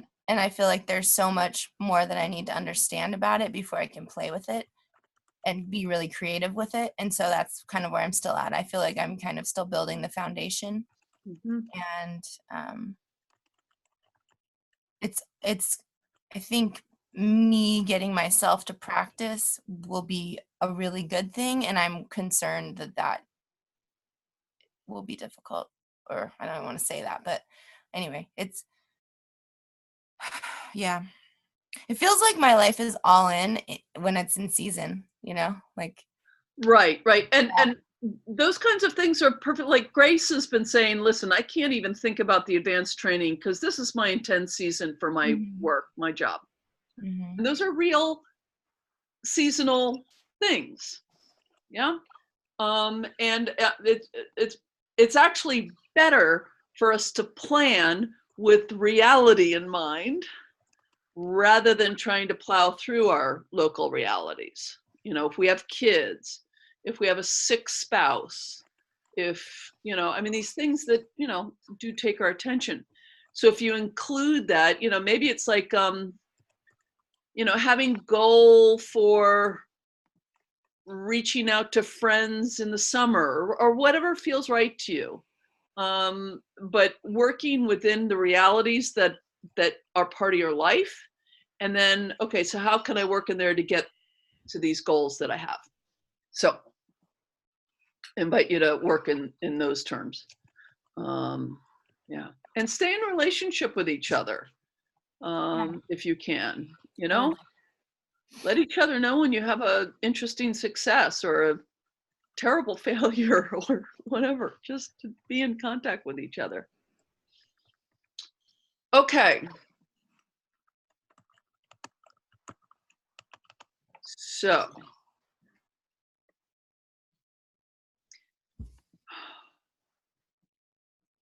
I want to do some constellation-y stuff before the end.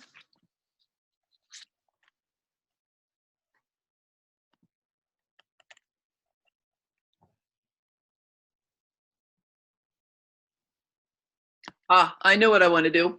Got it. Which is I want to do a bunch of really fast rounds. So it's like, so we've got a little over, we have about 40 minutes left.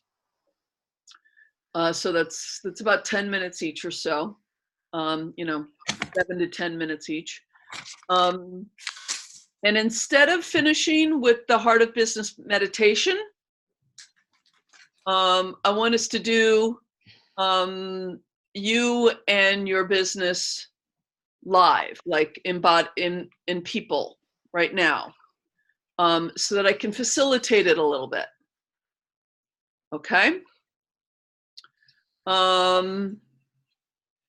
Kelly, if there's any way for you to like turn off your computer and restart and see if you can get your picture, try that that would right be now. awesome. Yeah, I'm going to So try go that. ahead and do that now, and we'll get started.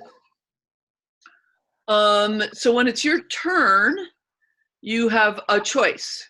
You can either have someone else represent you and someone else represent your business, or you can represent yourself and have someone else represent your business. Okay? So you can choose that. And as we're waiting for Kelly to come on, I want one of you to go first, and we'll get started.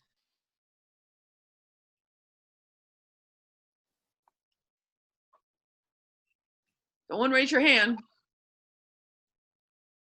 Judith, excellent. Okay, so unmute yourself. Okay. And choose someone for your business, and then decide if you want someone else to represent you or you want to represent yourself. Serena, can you be my business, please? yes.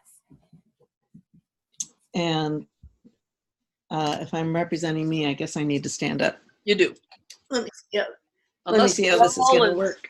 Unless the role is calling for you to be laying on a bed. Well, this room is not very big. There's not. Not a whole lot of choice about where to go. There we go. You can see how narrow it is. Okay.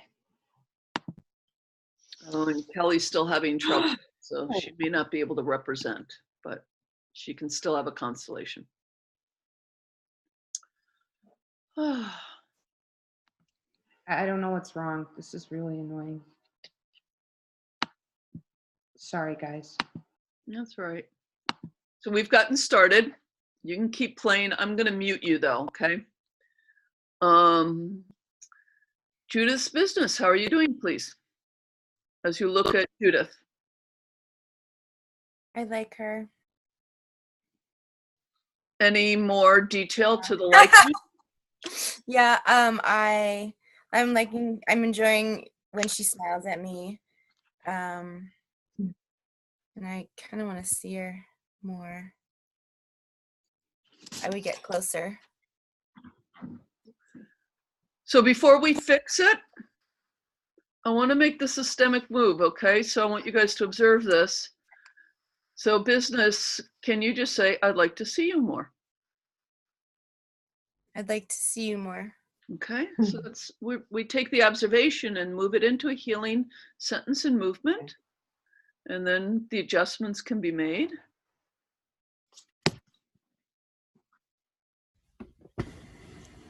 Oh, let's see if it's going to stay there. I like looking at you. Business. I'm very fond of you. Likewise. Yeah.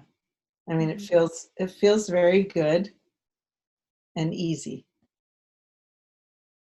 No fuss, no muss, no fuss.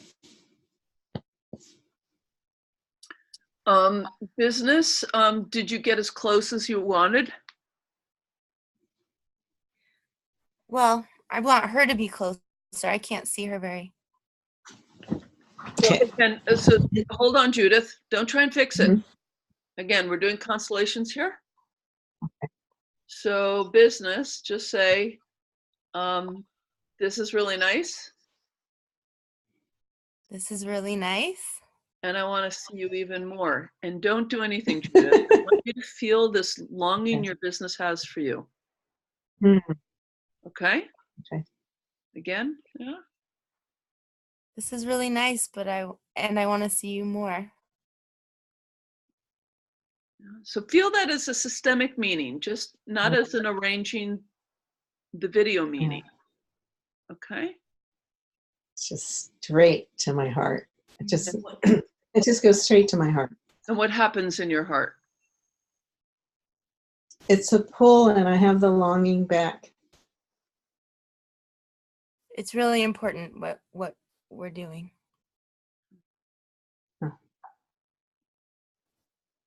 I like hearing you say that. In business, do you still want to see her more? Yeah, I want her to get closer. I want to see her face. Yeah. So what happens in your body when your business keeps saying it wants to see you more? In my body. I do go kind of straight to wanting to fix it. So let me take a second and see what happens in my body.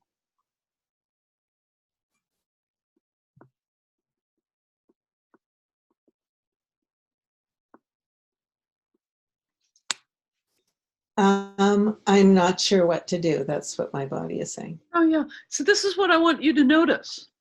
I want you to notice, what is the systemic gift? So can you say to the business,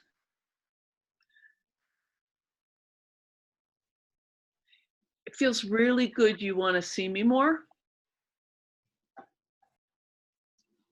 It feels really good. You want to see me more? And I don't completely know how to help you see me more. And I don't completely know how to help you see me more. So now go ahead and do, if you can, like do a squat in front of it, or just so that your face sort of fills up the webcam. Yeah. Okay.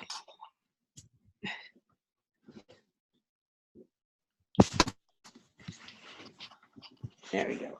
How's that? That's nice. So Judith, what happens for you when you get closer? I feel more excited.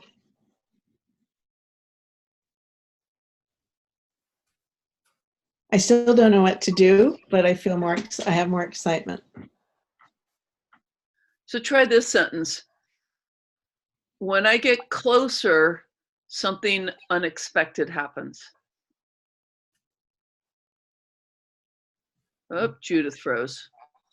Oh, there it goes. Oh. When I get closer, something unexpected happens. Does that feel true? Yeah. Can I say it again? If you like.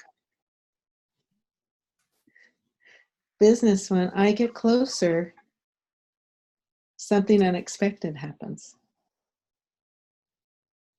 And you are so beautiful. You are. Can you say, when I get closer, I wonder what will happen next? Ah, that's got tears. When I get closer, I wonder what will happen next. I guess I'll find out. I guess I'll find out.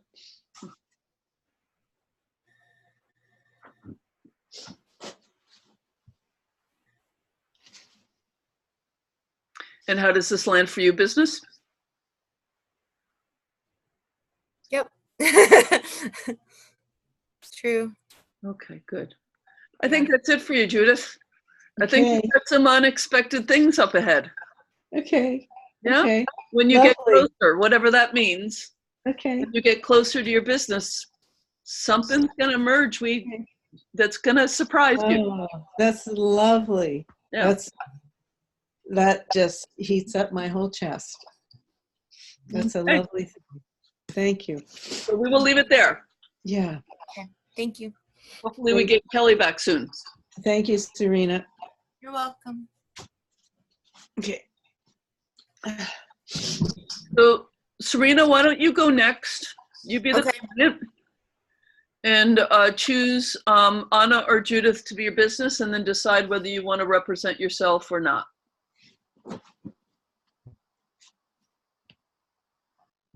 I don't think I want to represent myself. Okay. Let's see. And I may, if as a facilitator, I may ask you to take your place at some point, Okay. but we'll see what happens. Yeah. Okay, Judith, will you represent my business? Yes. Thank you. And Anna, will you represent me? Mhm. Thank Yeah. you. So we should stand up. Please. Just sit down. Yeah, you might as well just keep yourself arranged for Okay. standing up for a little bit, Judith. We've got a small group here. I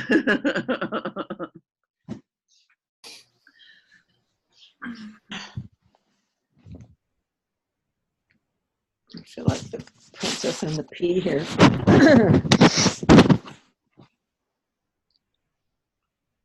Okay, I'm your business, Serena, yes? Yeah. Ah! Mm. Hi, Kelly. Okay. We're in the middle of a constellation. We'll rope you in soon, Kelly. Thank you. Good to have you. Okay, so Serena's business. Take a look at Serena. Serena, take a look at your business.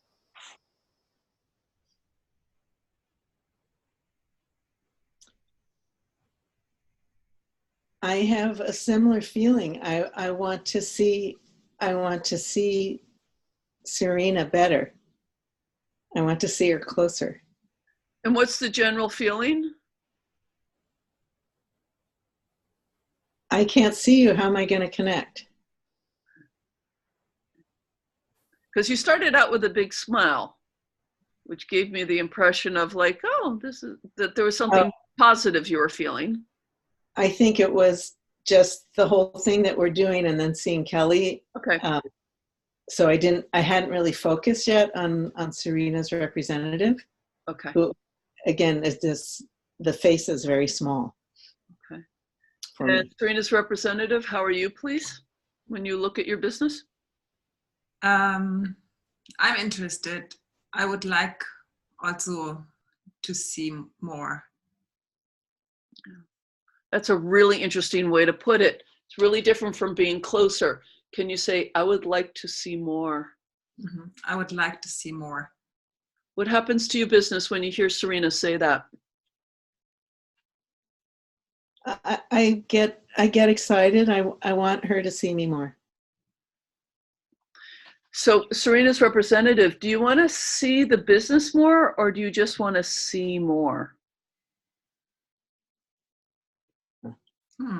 That's a good question. Yeah, it feels different. Uh-huh.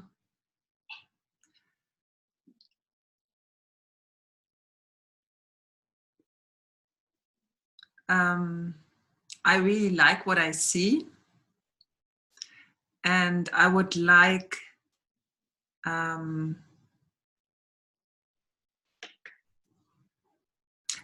that it would take more space. She would take more space. What happened to I would like to see more? I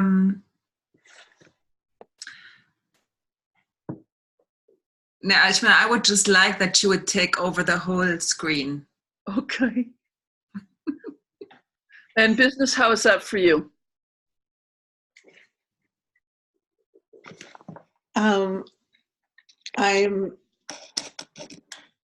I just kind of don't know what to do.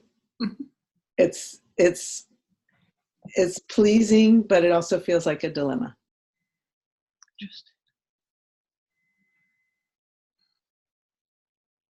So I'm going to just play here for a moment, okay?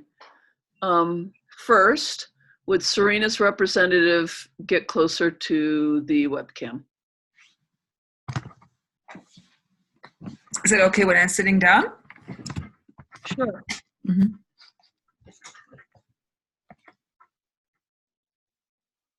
Even a little bit closer if you can.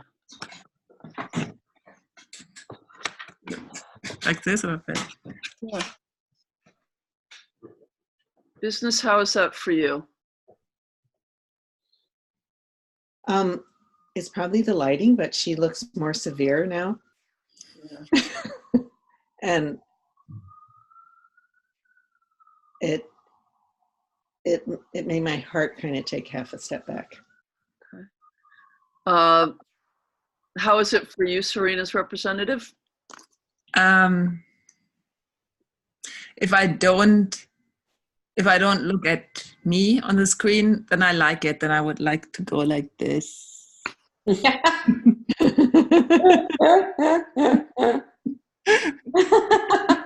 keep doing that for a second. Business, how is that for you? I really like it. I didn't know she was so playful. Like, she's so playful. Like, it makes me want to play. Those are crazy eyes. But yes, in a fun way, not a scary way. Yeah, in a very fun way. Like Well, the teeniest bit. I'm surprised how fun that is. I'm surprised how fun that is. Come in close again. Come close again.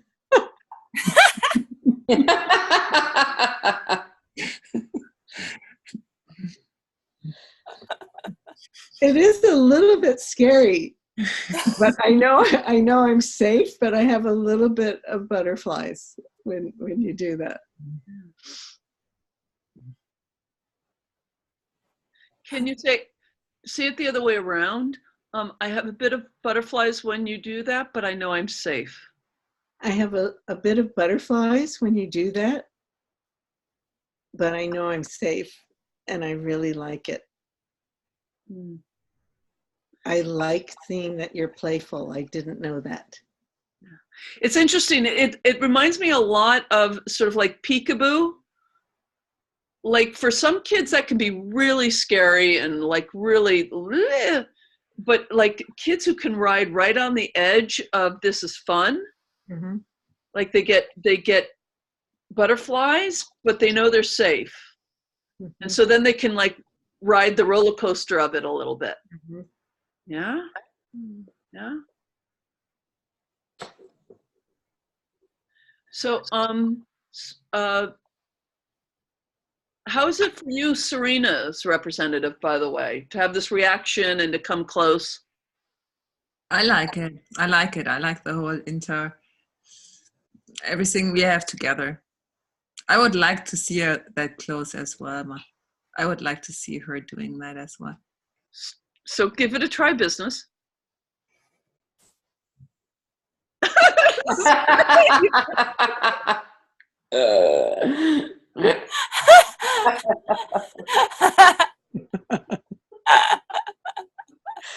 This is incredible.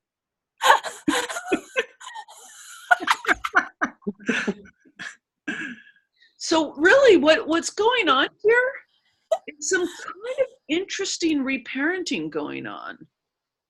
Oh. Mm. And so I'm the business I'm going to invite you to like, that's enough. There was a bit there where it started to get a little weird. Okay. Serena's representative, was that true for you too?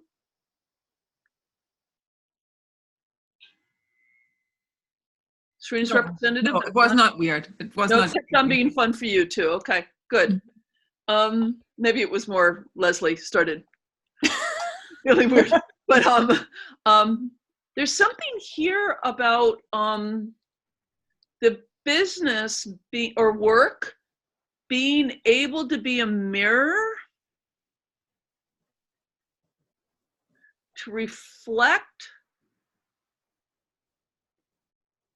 that stage of personal development in childhood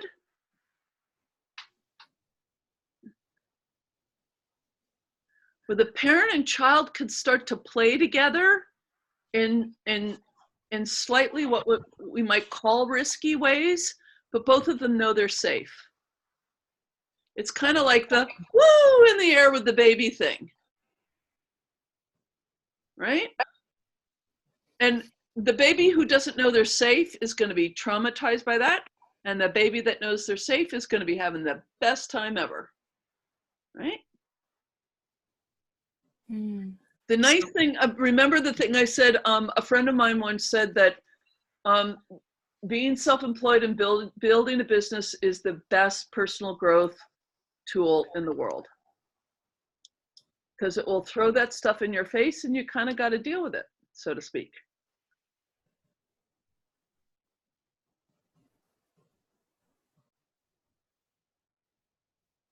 I'm just trying to find the right sentence to bring it to a close.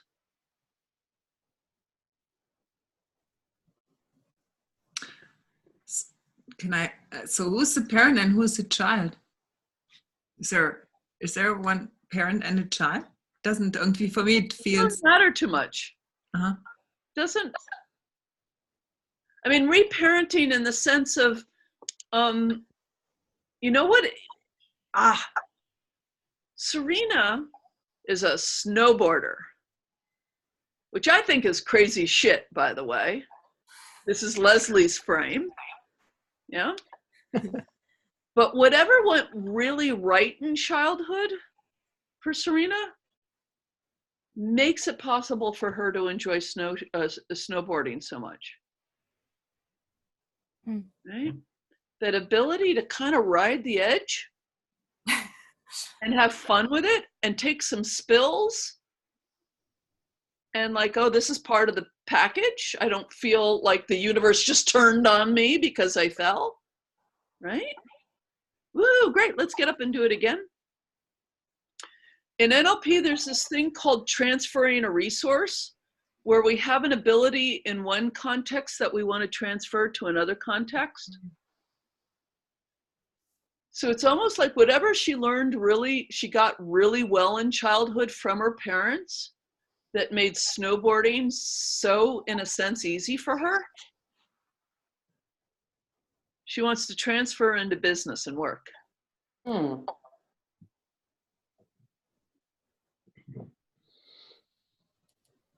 So, Serena, can you say to your business, I love snowboarding?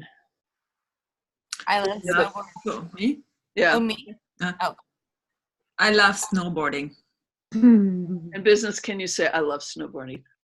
I love snowboarding. No?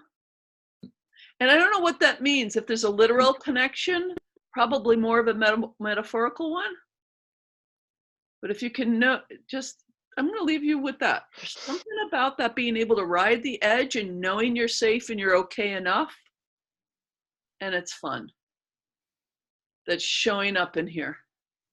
Mm-hmm. Okay? Okay. Thank you. Leave you with that.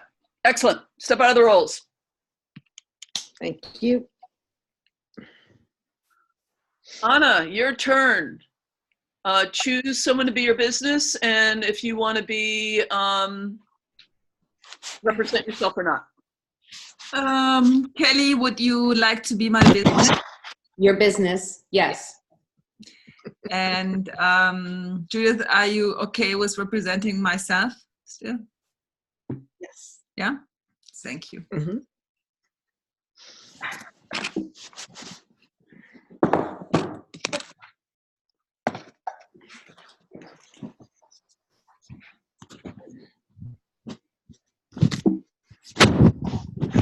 So Kelly, could you position your screen so you don't need to be so far away? So that probably means tipping back the screen just a little bit. Oh, I see what you're saying. And then you don't need to be, and then come a little closer. There you go. I'm going to put on the light too. Okay. There you go. Tiny bit closer to the screen. There we go. There you go. Excellent. I'm representing Anna, correct? Yeah. Or the business? Anna. You are representing me. Mm-hmm.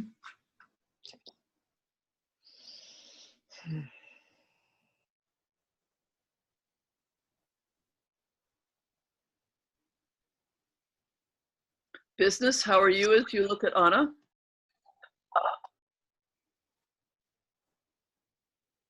I initially had a hard time. I'm having a hard time remembering I'm the business, not Anna. Okay. And I'm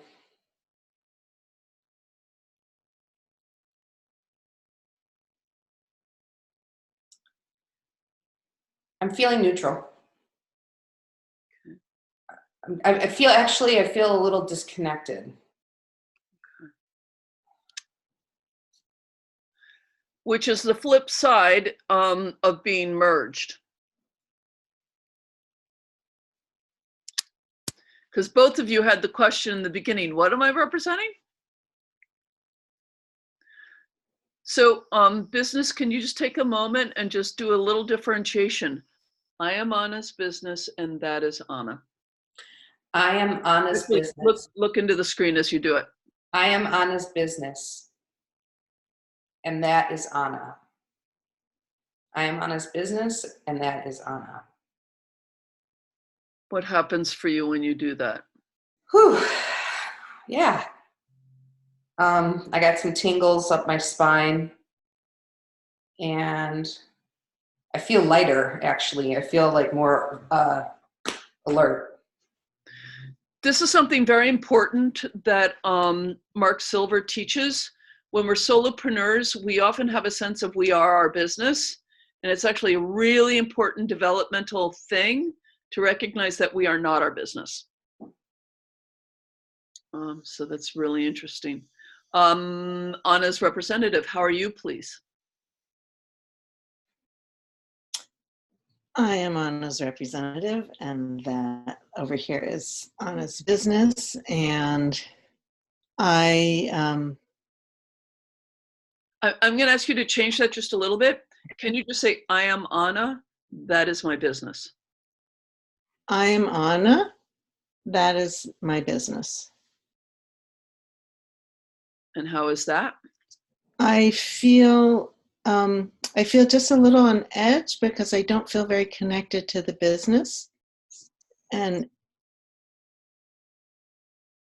I'm wondering if I'm wanting the business to be much closer and bigger, like the other people have wanted.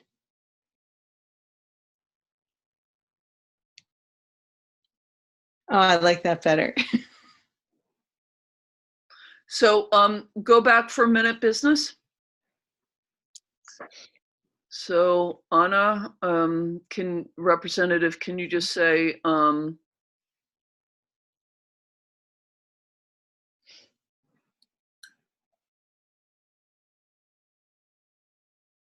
something interesting about the comparison.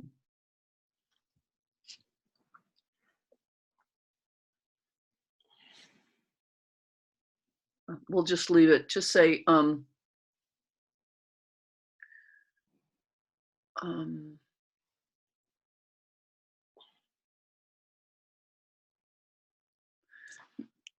just say, my business seems very, very far away. You seem far away.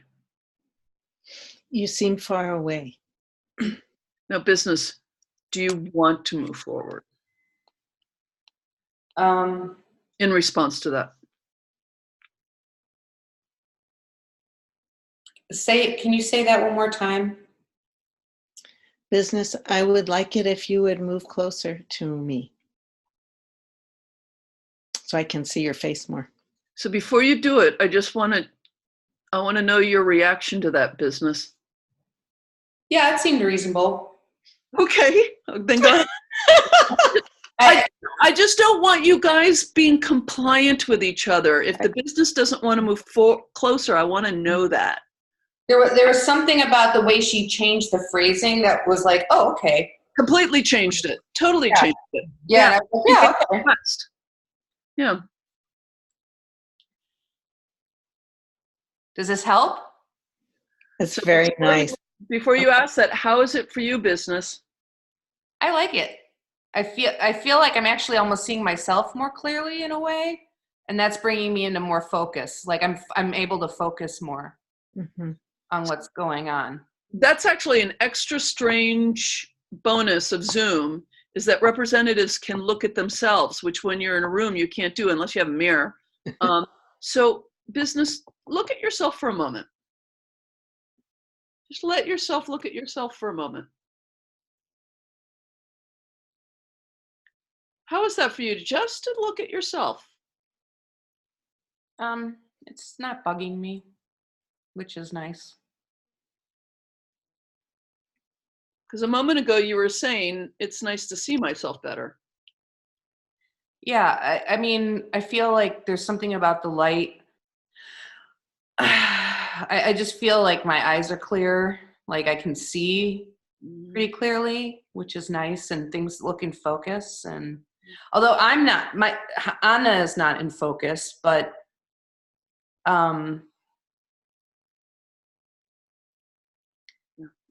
so by the way, take care of your body. Sitting down at a table and doing this would be easier. Yeah. Then do that. Oh, I gotta go the other way. Yeah, I like it. It's pretty calm for some reason. I don't know why, but not having a bad hair day as a business, I think, so that helps. So Anna, how is this for you that your business is now a lot closer and clearer? I like it so much better. I like it a lot. And now I'm very interested in her. And she's very beautiful to me. And she just looks so intelligent and spunky. And I like that there's this independent energy about my business. I like how smart you look. The glasses somehow just caught my attention before you started talking. I was like, oh, she looks so smart. So perhaps with a bit of pride, Anna. Can you just say, I am Anna and that's my business? I am Anna, and that's my business.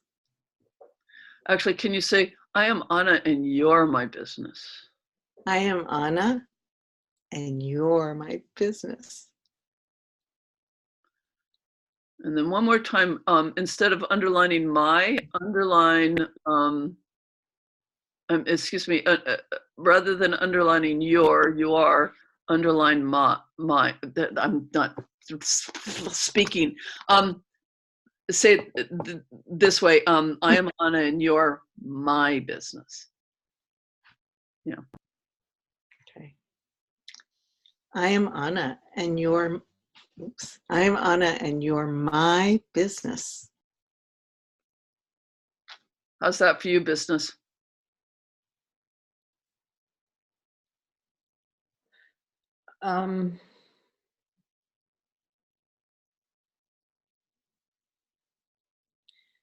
I feel like there's something a little silly happening, and I don't know, like it's not being taken seriously a little bit, and I don't know if it's the enthusiasm. I mean, I don't know. It's weird. I just felt all of a sudden like, is this just, are we playing or are we actually Interesting. making a plan? I'd like to be a little more direct. I'm Anna, and you're my business. Oh, I like that. Okay. I like that tone. Yeah, cool. Let's do it.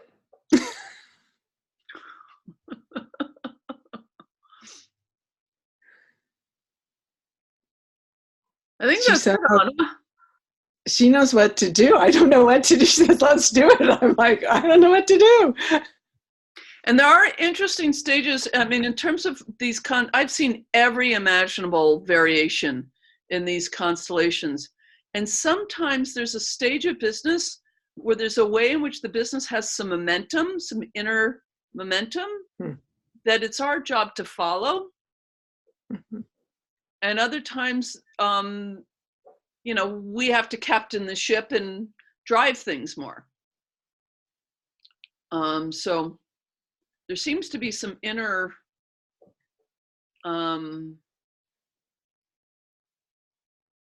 energy in the business. Yeah. Leave it there for today, Anna? Yes, thank you. Excellent. Mm-hmm. Kelly, your turn. We're going to go a couple minutes long tonight before Judith turns into a pumpkin. All right. So you choose someone to be your business, and then you can either represent yourself or ask someone else to represent you. Okay, Serena, would you represent my business? I think I want to represent myself. Okay, go for it. In my position, okay. Do it however you want to. Okay, my phone over there is making noises. I have to turn that off.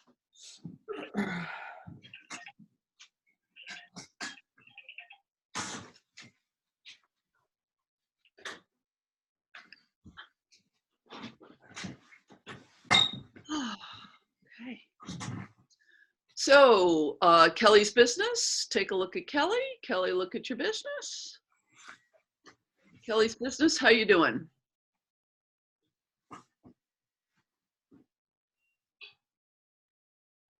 Okay, you're muted, which we're going to assume is not completely without meaning. I said I feel tired.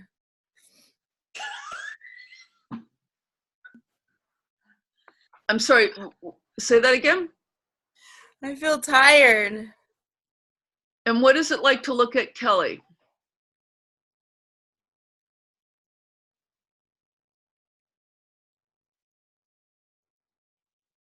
Well, she seems far away. Same again. I would like you to be closer. Okay, so Kelly, go.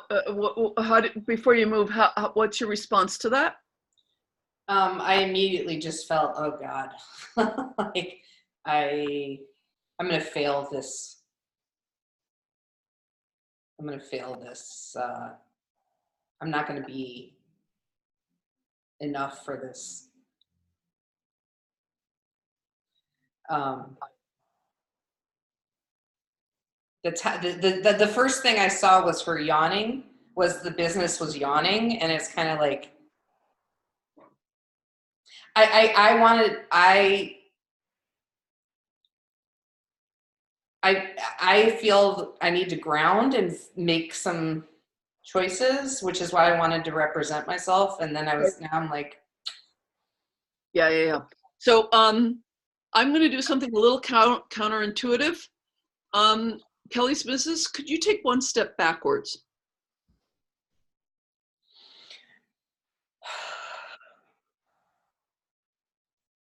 How is that for you, Kelly's business?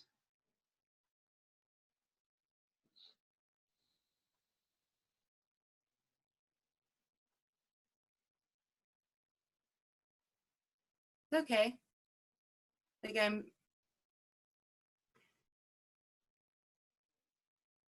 it's okay. Does it change anything? Do you still want her to be closer? Are you still tired, or does it change something? I feel further away, And what does that feel like? but I feel like that's what she wants, so it's okay. So Kelly, you're moving back and forth. What's going on for you? I'm trying to figure out what the best it felt immediately better when she moved back. Yeah. But I also am worried I'm not fulfilling. The business wants me to be closer. So I'm wondering if it's okay if I like come closer. So stand wherever you want to stand, Kelly. And okay. And I want you to say something. Just say it into the space. This is my choice.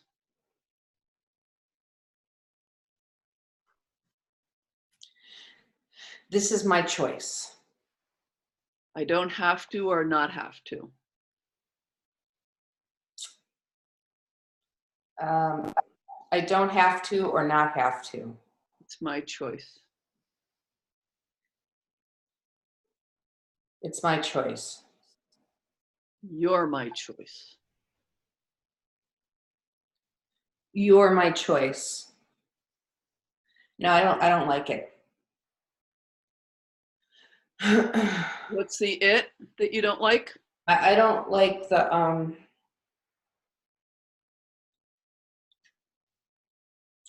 I'm not worried about choosing. I'm worried about follow through. Like I'm worried about responsibility, like how this is going to turn out if I'm actually going to do something. Like if I'm going to take care of her or not. Like I'll choose. So hold on a second. I need to show something up for you. So your first concern was, am I going to fail at this? Am I not going to show up correctly? What position should I be in? It's all externally referenced. And this is all an illusion. Everything's your choice. Okay. Everything about this business or not having this business is your choice. No one's going to require you to it.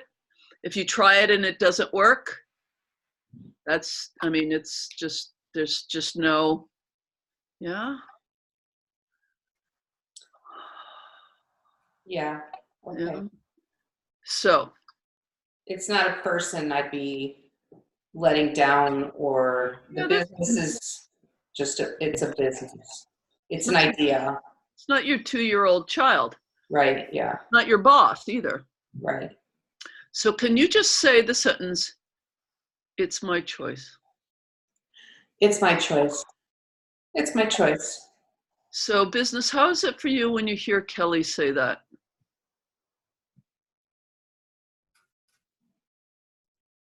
It's true. What happens? I need to ask for more.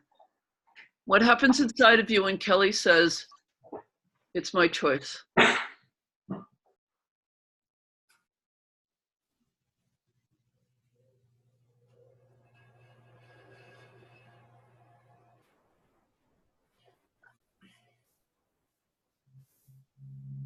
I mean, it is her choice. My stomach hurts. So try this sentence. It is your choice. It is your choice. I hope you choose me. Yeah, I hope you choose me. Does that feel true?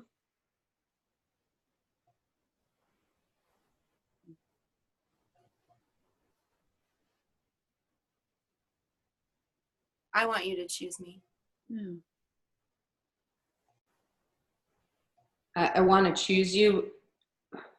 Yeah, I want to choose you. And I want to choose you, and it's scary. I want to choose you, and it's scary. Yeah.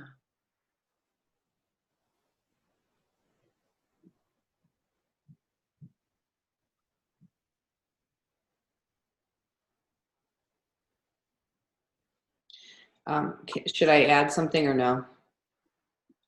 Tell me what you're experiencing. I don't want to hurt anybody through you. Yeah. I don't want to. I want to help people through you. Okay. So, Anna, would you please stand up? We've got all kinds of stuff mixed up with your business, Kelly. Sorry. No, don't apologize. This is what we do. As long as you're trying to avoid hurting anybody with your business is not going to work. Right? What we resist persists. Yeah? So Anna's just going to represent, without us getting down the rabbit hole of your personal history, is going to represent whatever it is you are fearing in your business. The failure, the hurting people, that I'm not going to be up for it. The aspects of that are part of your childhood, the aspects of that are actually experiences of your parents and your grandparents and have nothing to do with you. They're expressions of entanglements. That's over in Anna. Okay? Mm-hmm. And now your business can just be your business. So yeah, I like that. Business, would you look at Anna for a moment, which is all that bundle of stuff that's part of Kelly's dignity, her past, her history, her ancestry. We don't even know what all it is. Yeah? And Kelly's business, would you just bow to that? And just take a nice deep bow and hold it for a moment.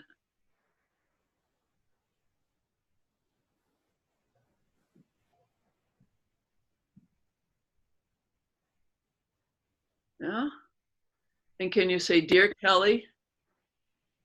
Dear Kelly, I honor all of that. I honor all of that. And I'm just your business. I'm just your business. How is that for you, business? Honestly, it makes me feel small, but it's true. Which is good. Okay. You're very small compared to all that. Can you say to Kelly, that's big. That's big. And I'm the right size for you. And I'm the right size for you. Oh, that was a nice smile on the business's face. No? So business, can you look at all that stuff and just with respect say, you're big. You're big. And you're important to Kelly. And you're important to Kelly. And she'll keep working on all that. And she'll keep working on all that. But in the meantime, I'm her business. And in the meantime, I'm in her business. And I have my place. And I have my place. Okay, so Kelly, can you say to your business, pointing at the whatever Anna represents, say, that's big stuff for me. That's big stuff for me. I'm going to keep working on that. I'm going to keep working on that. So that's different from you. It's different from you. You're separate from that. You're your own thing. I'm not sure how separate it's going to be, but it is your own thing. That's a good sentence. You're your own thing. And you, the size you are is the right size. And the size you are is the right size. You look fun. Yeah. And what you, this is what often shows up, and you could just let the business, so this is not mostly your business. This is not mostly your business? This is mostly not your business. This is mostly not your business. No, I'm going to continue. Just start the sentence. This is what I'm about to say is mostly not your business. What I'm about to say is mostly not your business. But I'm going to be working on you and that at the same time. But I'm going to be working on you and that at the same time. Because that's life. Because that's life. Okay. Okay. Is that okay for you, Kelly? Yeah. Okay. So I just did a constellation for everybody, by the way. Sorry, guys. Yeah. No. Why are you? Okay, I take it back. I'm glad. Thank you. This is really helpful. Very helpful. This is the way we get business mixed up with the other stuff we got to work on in our lives is really common business. So having this separated out is really, really useful. Yeah. It feels. So everyone say thank you to Kelly. Thank you, Kelly. Thank you, everyone. Thank you, Kelly. And step out of the roles and have a seat. And we're at 11:09 New York time. Oh, God. So we did everything we were going to do. There's nothing else we need to do. If you want to do, I think all of you still have some sessions left. We can address what are next steps for you in your private sessions. And if you want to do more work with me in this, in the meantime, I bless you on your businesses and see you in the next session and in the next residency. So say goodbye to each other. See you in the next study group. See you in the next one. There you go. Thanks, And guys. Judith, 5 stars for staying up so late. Yeah. Thank you. For you guys, anything. Bye. Well, Good night. Good night, guys. night.